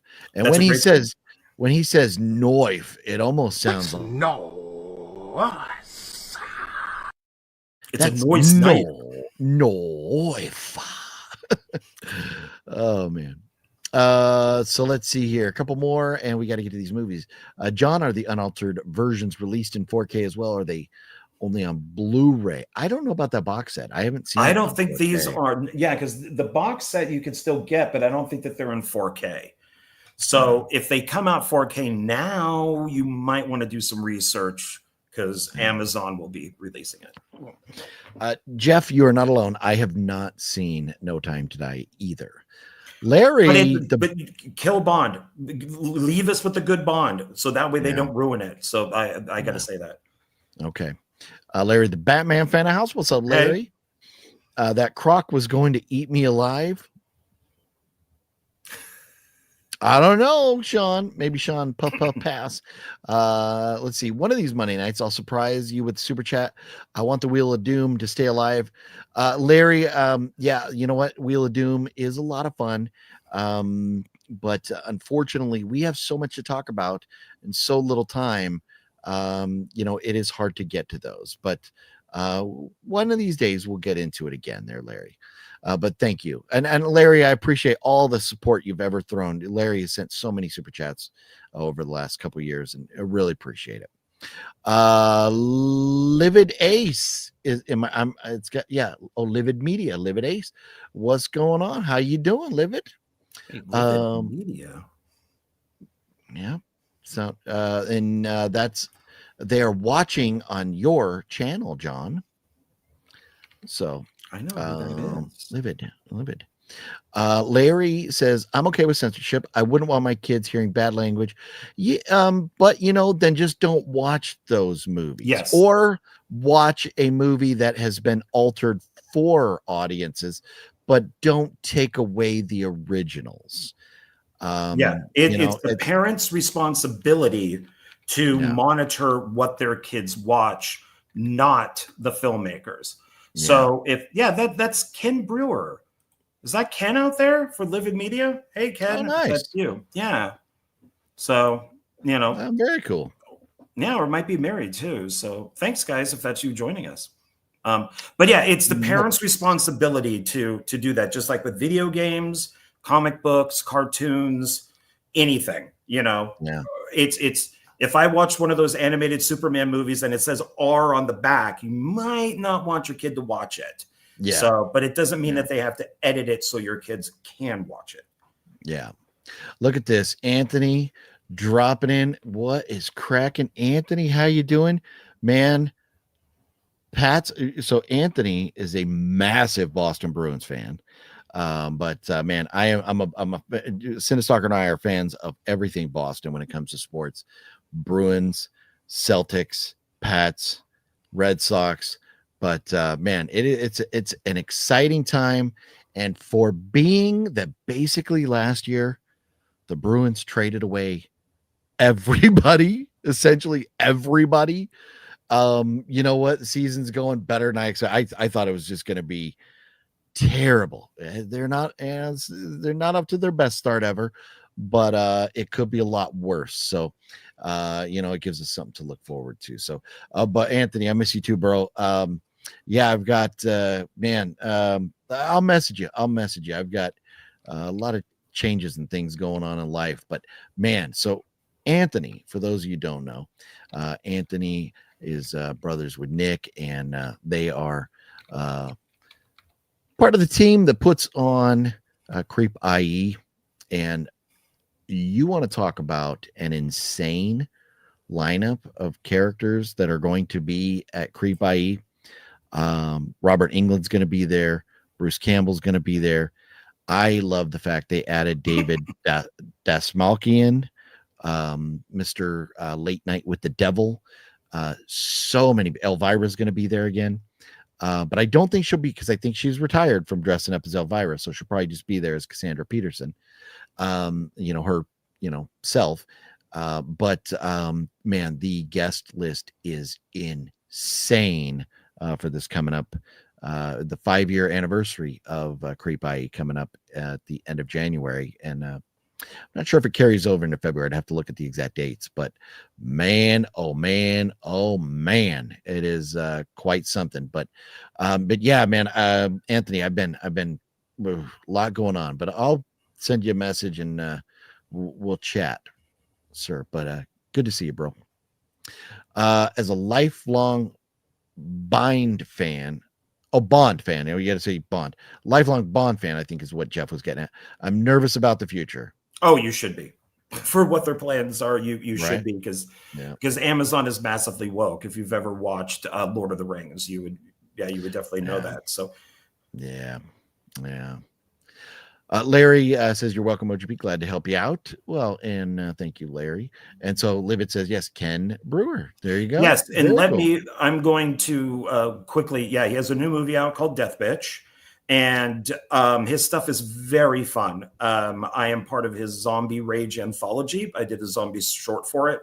And my favorite thing with him and how I met him is Death Park. And there's a brand new Death Park, or at least a trailer for it. He just mentioned that it's coming out. Death Park is incredibly fun. There's a bunch of them. You can check them out on YouTube for free.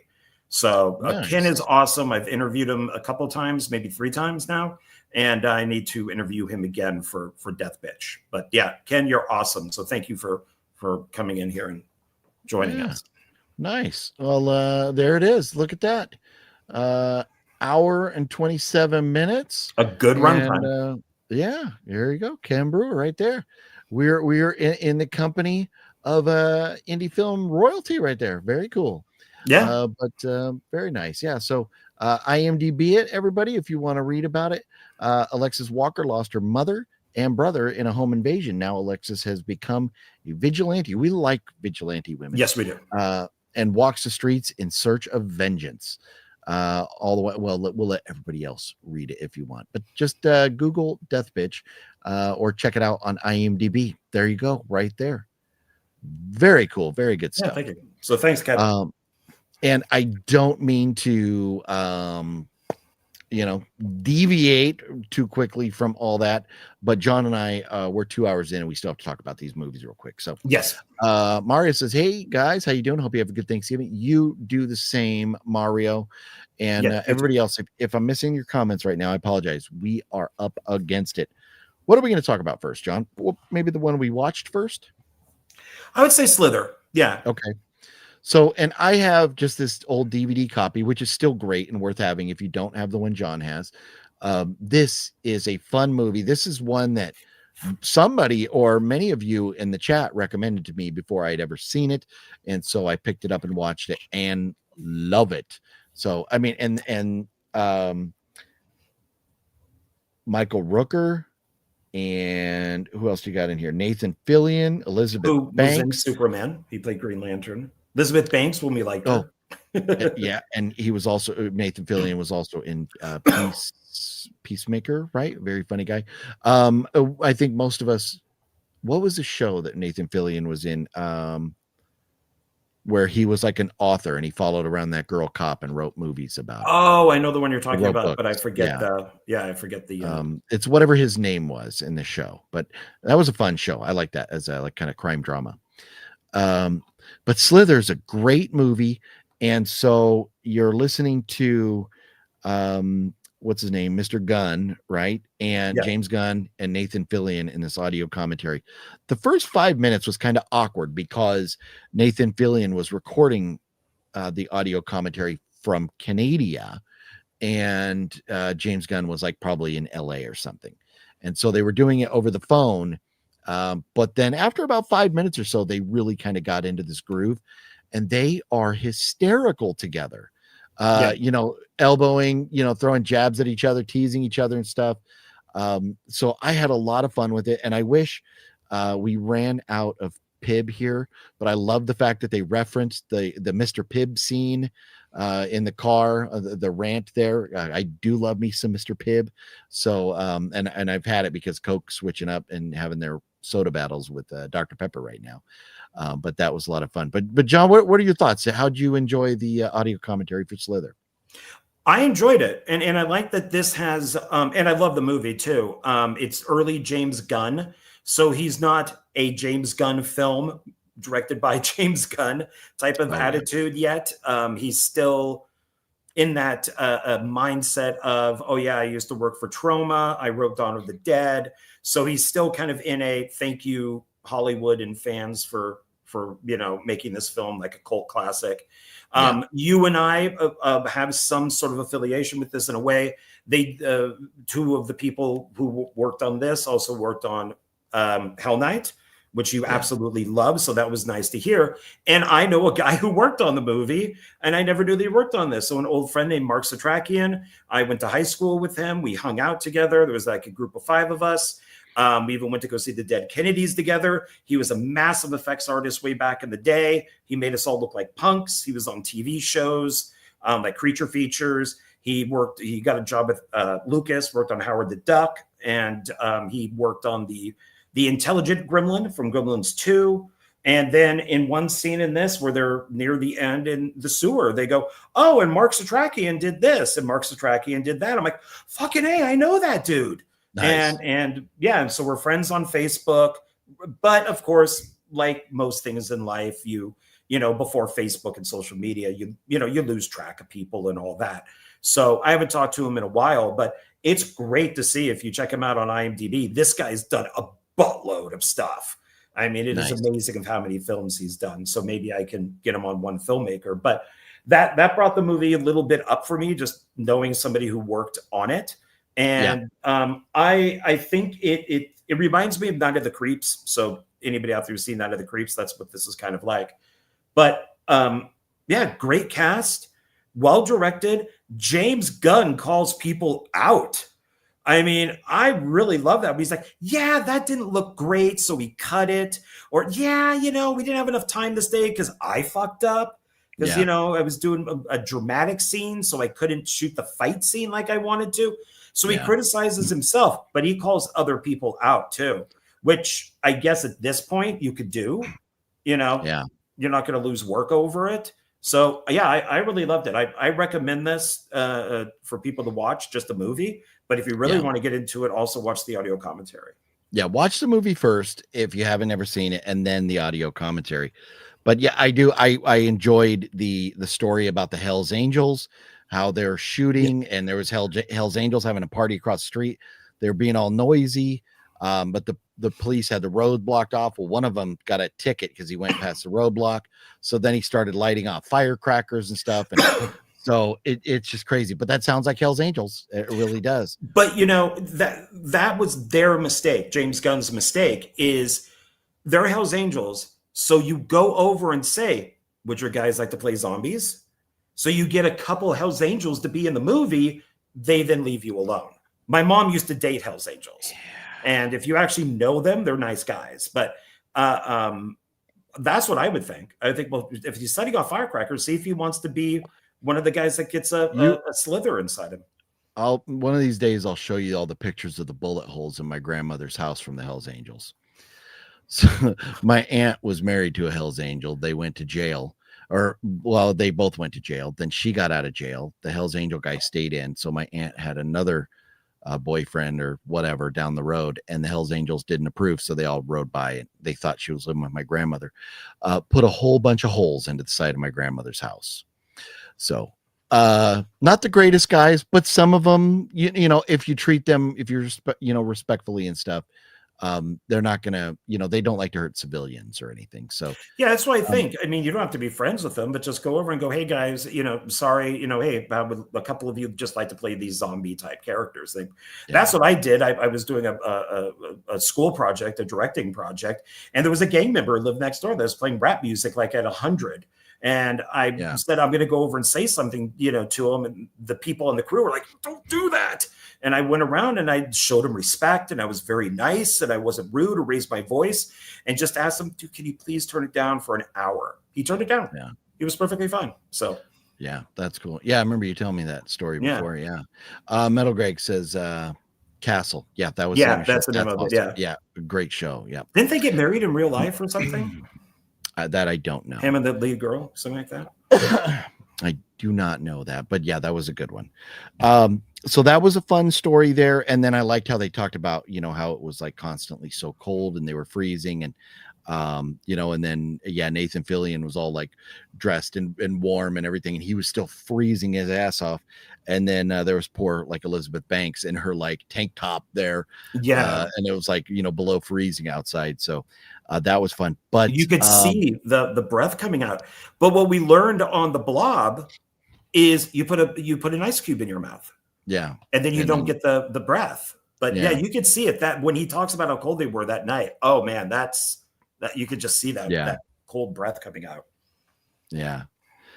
And then there's some stories. I don't want to spoil it all, but some of the stories about Michael Rooker and like the sex scene kind of thing and how kind of cringy it may or may not have been is funny. But I do like how they both mentioned that, meeting Michael Rooker for the first time, they kind of expected him to be like what you see in his characters typically, where he's this kind of rough around the edges, blunt, kind of tough guy. And they were both like, he's just a great, really friendly person, not anything like his characters. So lots of fun information in this Slither, and it's fun listening to them. And they do, when they start joking and talking shit with each other and talking about how one of them says that he just addressed the other one by calling him hey asshole or something like that. And so it's just very funny stuff. So great movie, great they talk a lot about like the CGI and how things didn't work when they were practical, like tentacles and things that didn't work. And Gunn said that there were 2 companies that they used, and one he didn't like, one he did like.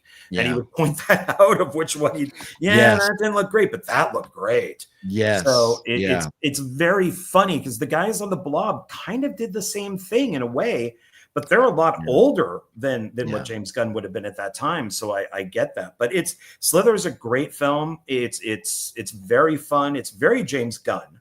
And which is weird is he says that that's his first directing job. I would have to look it up, but I thought stuff like Super and some of these other movies came before Slither, but maybe not. Maybe they came after and they just went, straight to video or something. Yeah.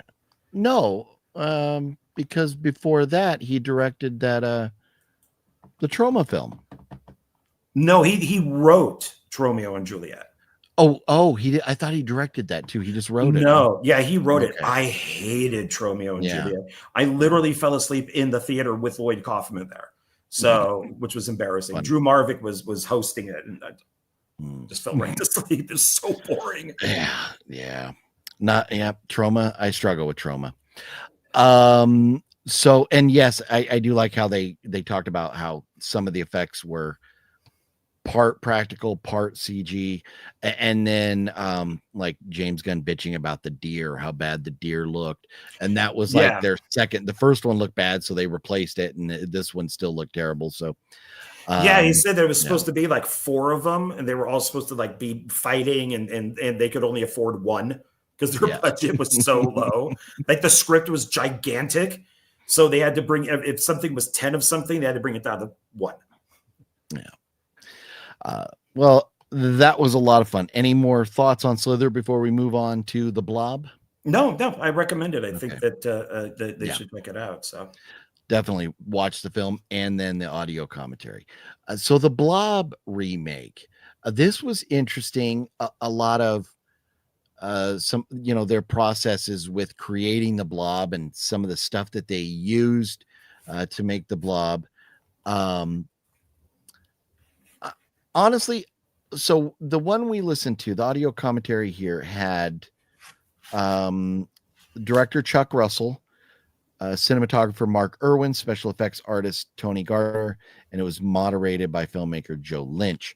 So when you get like 4 people in audio commentary, it can be tough. And so there was times where I was confusing who was talking or whatever, because a couple of the guys their voices sounded a lot alike.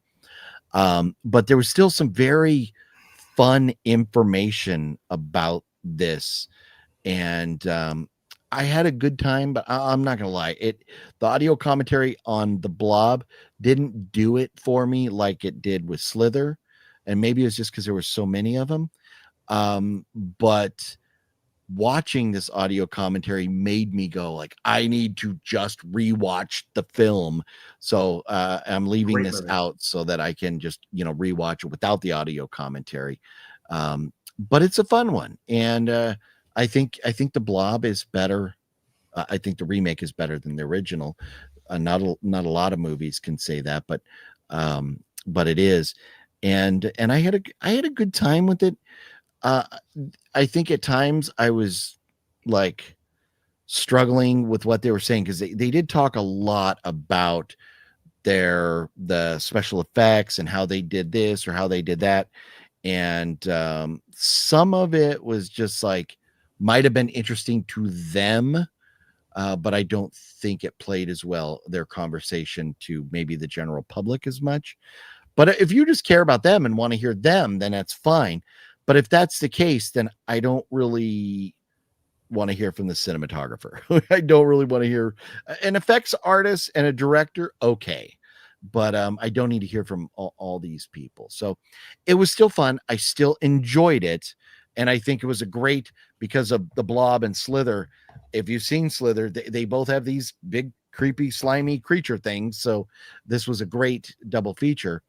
I just like the Slither audio commentary a little bit better. But where are you at with the Blob, John?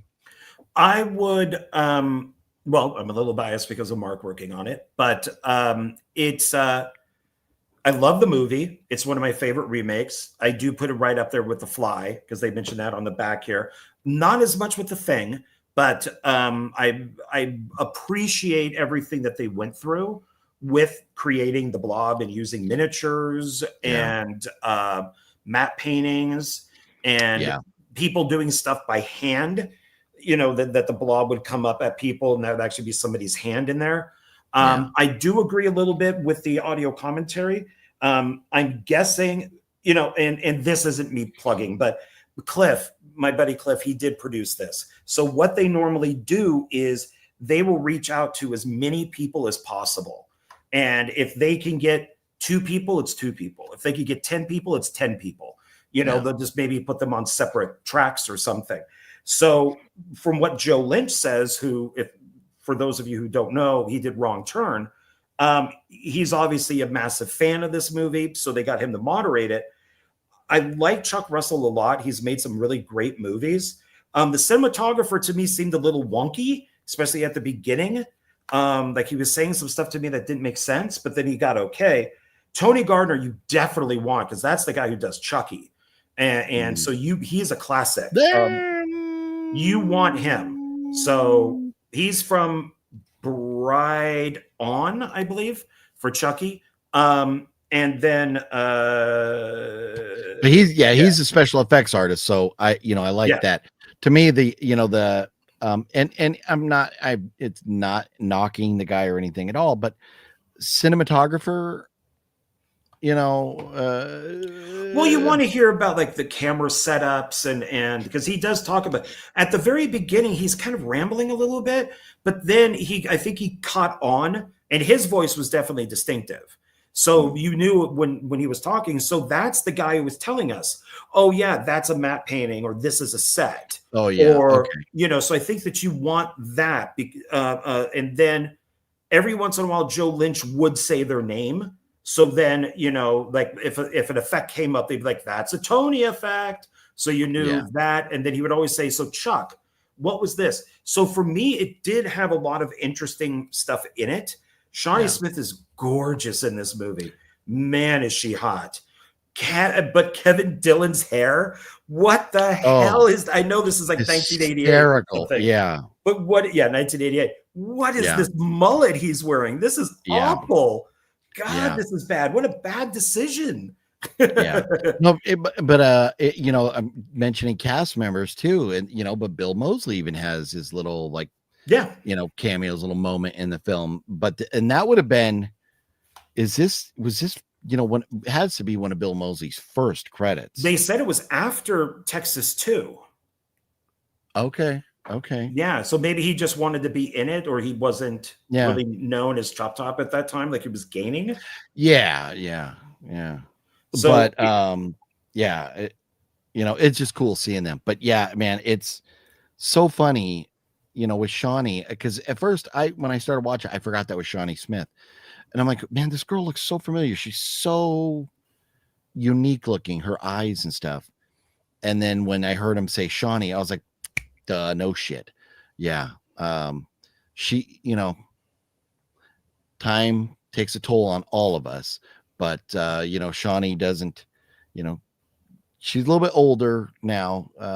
But yeah, back in the day in Saw, even still. Yeah, quite a looker. Oh yeah, she's great in the original version of The Stand. She plays a crazy person who likes to shoot people.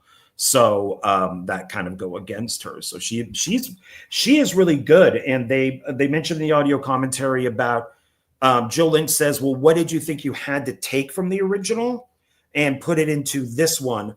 And Chuck Russell says, well, definitely the movie theater scene. You had to do that. And then they added in that great scene that they go into detail about, which is the phone booth, where she gets it. There, right there. She gets it there. And that's the face lighting up in the phone booth. It was so great. Yeah. And how they said, we kind of put it on its side, and it's part miniature, part regular. And these are the type of audio commentaries I really like, is when they get into, I hate when they just sit there and go, and just talk like, oh yeah, well, here's a scene of me going through a door. Yes, I could see that. You're walking through a door. Give me something. Go on. Oh, I'm sorry. Yeah. I thought you were done after door, but they apologize at one point because the two young boys come and go, and they didn't address them because they were talking about something else when we first see the boys, and they go, oh yeah, sorry, because like that's me, like a 12-year-old boy at the time, in the theater watching the Blob and stuff. So they do. I like the fact that they did, try to stay on topic. They weren't just rambling about, they weren't going Linda Blair on the film. Well, and like both of these films, both Blob and Slither, both of the directors say, I love the movie, but it has issues, and I wish I could go back and fix those issues. And I'm not sure if I would want them to. That's what makes both of these films awesome. Are those scenes of both of them standing there, obviously in front of a green screen, and you've seen the blob roll around because there's a line around them. That to me, that's what makes this movie fun. That's why it's a B movie. You know. So, and I love all the government stuff and the guys coming in the hazmat suits, and then they say with the black guy who's like the lead, of the government and the scientists, how they're like, oh yeah, doing his best, Morgan Freeman. And yeah. all that stuff and for those of you who haven't seen it, I'm not going to give away what the Blob is and stuff because I love it more than the original. They even mention in the sequel to the original Beware of the Blob, Larry Hagman film, one of the actors was in that's in this. And I thought that was cool. My favorite part of this is that last like 5 minutes with the priest. God, do I love that. And I would have loved to have seen another film just dealing with that. So that to me is the best part of the whole movie. Yeah. And I thought it was cool too about the, when they're talking about the, trusting the government and stuff. And they're even saying, he's saying he comes from a big military family and stuff. So he respects the military, but there comes to a point where you need to question things. And, but I mean, hey, and they mentioned, I forget the other films, were these the same costumes from E.T., but they mentioned that the white costumes were like the same costumes from other films. And Lynch says that he was at the studio, went into their costume department, and it was like a time capsule, and he saw the Blob costumes, and he's like, did you know this is from the Blob? And then the person that was working there, probably like the wardrobe person, is like, do you know how many movies those have been in? Yeah, so not just the Blob, but all these other movies. Yeah.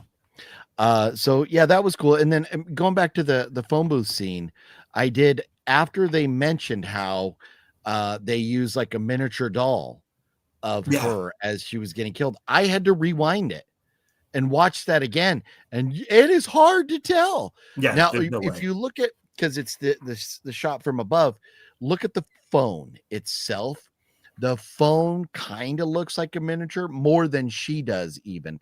But man, it is, there were a couple points where I was like, wow, okay.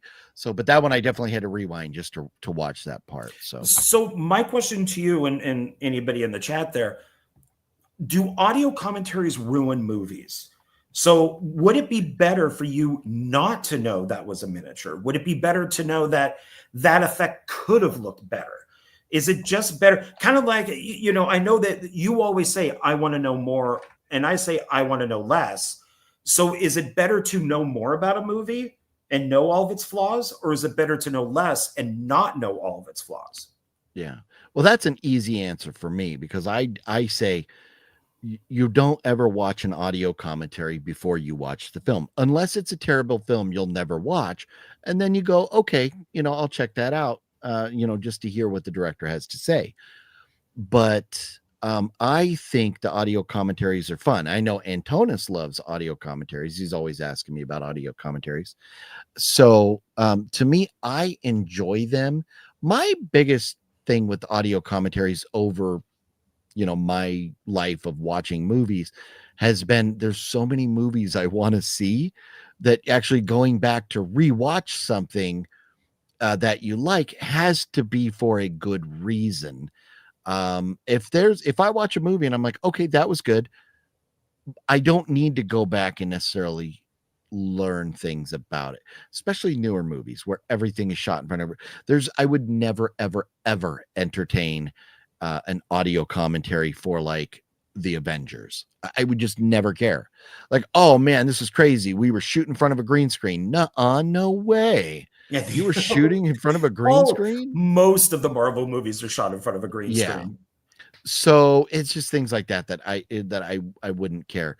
But when they talk about being out in the freezing cold, when they talk about the studio up by Six Flags Magic Mountain, which is a little bit north of LA, and how they had this water there that wasn't filtered, and the water started getting kind of gnarly after a few days, and it wasn't temperature controlled. So them having to deal with being in that water and talking about how they're sweating because how hard it is to work in water. That stuff's interesting. When they're working in weather or conditions or on sound stages, with real sets and stuff, not just in front of a green screen. So these older films, audio commentary, I think is a definite fun thing to watch if you have time. So there's my answer. But for you posed the question, where are you at with it, John? I love them. I love them. But I was watching it just going like like where there's a positive when we watched like Night of the Comet, and they point out the guy, the window washer. And then they started saying, "Oh, it's a zombie window washer," when they just by accident shot a guy, washing windows. Oh, yeah. That to me is hilarious and funny. Yes. With something like this, they're like, "Yeah, that effect looked like crap." So I don't know. I don't mind any of that because I find it interesting of what the people think today. But it's one of the most disappointing ones was a Death of Smoochie. And it's oh my god, I can't believe I'm blanking on his name. The guy who played the Penguin, Taxi, Danny DeVito. Danny DeVito. He directed that film, and my friend and I put it on because that film bombed beyond belief. And he says at the very beginning of the movie, "Well, now that it's all over," this was obviously done before the movie came out, and so all he did was compliment the movie, which was disappointing. So it's one of the best audio commentaries I've heard is Dinosaur Island. And that's Jim Wynorski and Fred Olin Ray. It is literally probably the best audio commentary I've ever heard. Because they will go, because it's a Roger Corman produced film. They'll be like, "Oh yeah, that prop is from this film and that prop is from that film. And you need that prop right there." And they're all from different Roger Corman movies. So that's cool. Yeah. So it's no, I enjoy them quite a bit. I was just wondering maybe what people thought. Well, and there's some responses we'll get to right now. But first, Preminator says, "Hey, OGP and John, what's up, Preminator? Did you guys like Predator Badlands? Enjoyed it. Very different Predator film, but so action-packed. I loved it." See, so Preminator, John and I have not seen it yet, but everything we hear from everybody is that everybody enjoys it. So we'll get to it one day. We will. House of GFam says, "I love audio commentaries. I want to know everything." There you go. Jeff says the audio commentary is great if it's a film you truly care for. Agreed. Always watch after. Yes. What's up, Jesse? Jesse says, "I will always say Escape from New York was ruined for me because I never knew it was all miniatures. And then I saw it again. It's so damn blatant. I can't believe I never saw it." No. And so that's what I'm talking about. Yeah, that like I get it, because then you look at the films differently. Now, every time I look at the Blob now, I'll see the town off in the distance, or the far away stuff, and go like, "Well, that's a painting." I'll know it's a painting now. But that's a bummer. For me, that wouldn't bother me, just because being as old as I am, I know 80s movies and 70s movies. A lot of these things were made. I mean, Star Wars got a lot of miniatures in it, right? If you're a Star Wars fan, that's a lot. The original Star Wars, there's a lot of miniatures, but they did a lot better job. And surprisingly, because, the pressure and everything and the constraints that George Lucas was under with that first Star Wars movie, it's amazing it looks as good as it does. But you want to talk about miniatures. I hated them in the past, but now I enjoy them and I understand their importance. Yeah. And to me, I never really hated them, but I just didn't watch them. I just didn't have time. Oh, and speaking of miniatures, at the Smithsonian in Washington, D.C., in the Aerospace Museum, they have the original from Star Trek, the original USS Enterprise that was used for like the opening credit scenes and stuff. Or if you saw it floating in space, and it was always shot from one side, because the backside is just like, kind of like not finished. So it's interesting, but it was very cool to see that in person.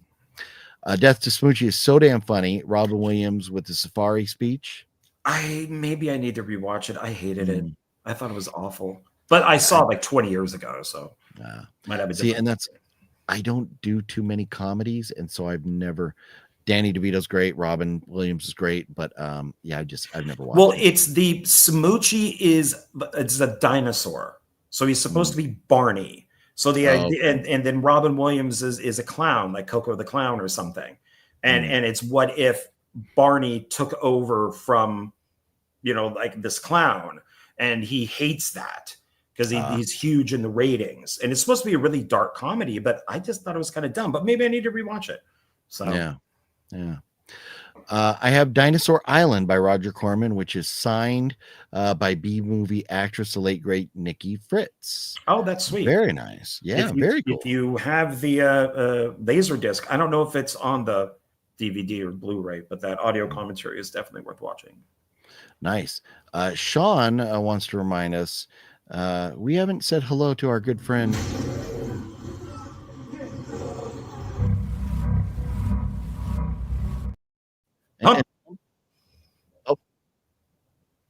Pumpyhead. Pumpyhead, yes. He gets mad if we don't say hello to Pumpyhead. And it's, you know what? It's vamp time. It is vamp time. And you know what about vamp time? Nothing like it. There's nothing like vamp time. There really isn't. Off topic, but you guys remember Terror Vision? I've always had a soft spot for it. Yes, it's a Charles Band produced film. Yeah, it's a fun movie. I think I own Terror. I think I have Terror Vision. That's the one they put up the satellite, and the aliens come down. It's like a dark comedy. It's kind of on, like, I think people have compared it to like Rocky Horror and stuff, but it's cute. It wasn't bad. Yeah, I liked it. Okay. Yeah. Yeah. You see? Yeah. I'm looking through my T's right now. You see, Texas and Terror Train. Oh yeah, Terror Vision's right there. Oh yeah, and I have it on the 2-pack with the Video Dead as well. Oh yeah. Double feature right there. Yeah, that'd be from Scream Factory, I think. Yeah. Very cool stuff. John, I'm tired. I think I'm gonna take my ball and go home now. Okay. Yeah, now both of us have to go to work tomorrow. So, oh, what? I do have stuff to do tomorrow. Yes. But anyways, any final thoughts before we head out, John? No, thank you everybody for joining us and adding into the chat. I like when you guys join us with stuff. So yes. I appreciate that. Agreed, 100%. It is, and that's why we do these live, so we can chat with everybody. Again, Jeff, thank you for your support for the channel. And Gail, if you're watching the replay of this at the very end here, thank you so much again for everything, Gail. You absolutely rock. We will never be able to fully repay you for how kind you've been. So, and for every, sorry, go ahead. We're watching this one for next week. Scared Stiff. We are watching Scared Stiff. Just want to make sure. Talk about that next week. Yes. Okay. For everybody else, if you would hit those thumbs up buttons before we head on out tonight. And thank you all. And yes, it was Hoarder Movie Monday today instead of Horror Movie Monday, because on John Ward's channel, which the link is down below if you're watching here, we review the franchise, the M. Night Shyamalan Ding Dong franchise. Yes, Unbreakable. If you just want to be simple about it, Unbreakable trilogy. Yeah. Yes. So that's available now on John's channel. If you want more of us, you can get that there. It's a lot of fun. We had a good time doing it, so you should check it out. So, anyways, everybody, have yourselves a wonderful night, wonderful week. We will see you next week. Yeah. Thank you, John. Yeah, the good call. Yeah, I should mention that. I hope everybody has a wonderful Thanksgiving. Yeah. And same bat time, same bat channel. We'll do it again next week. Word. I always suck. I try to time these things. What? No. Oh no. Cancel. Instead of ending, I almost just left the studio. It wouldn't have ended the stream. It just kept going to infinity. Good thing, because you're not wearing any pants, so it's a good thing you didn't get. I know. That would have been scary.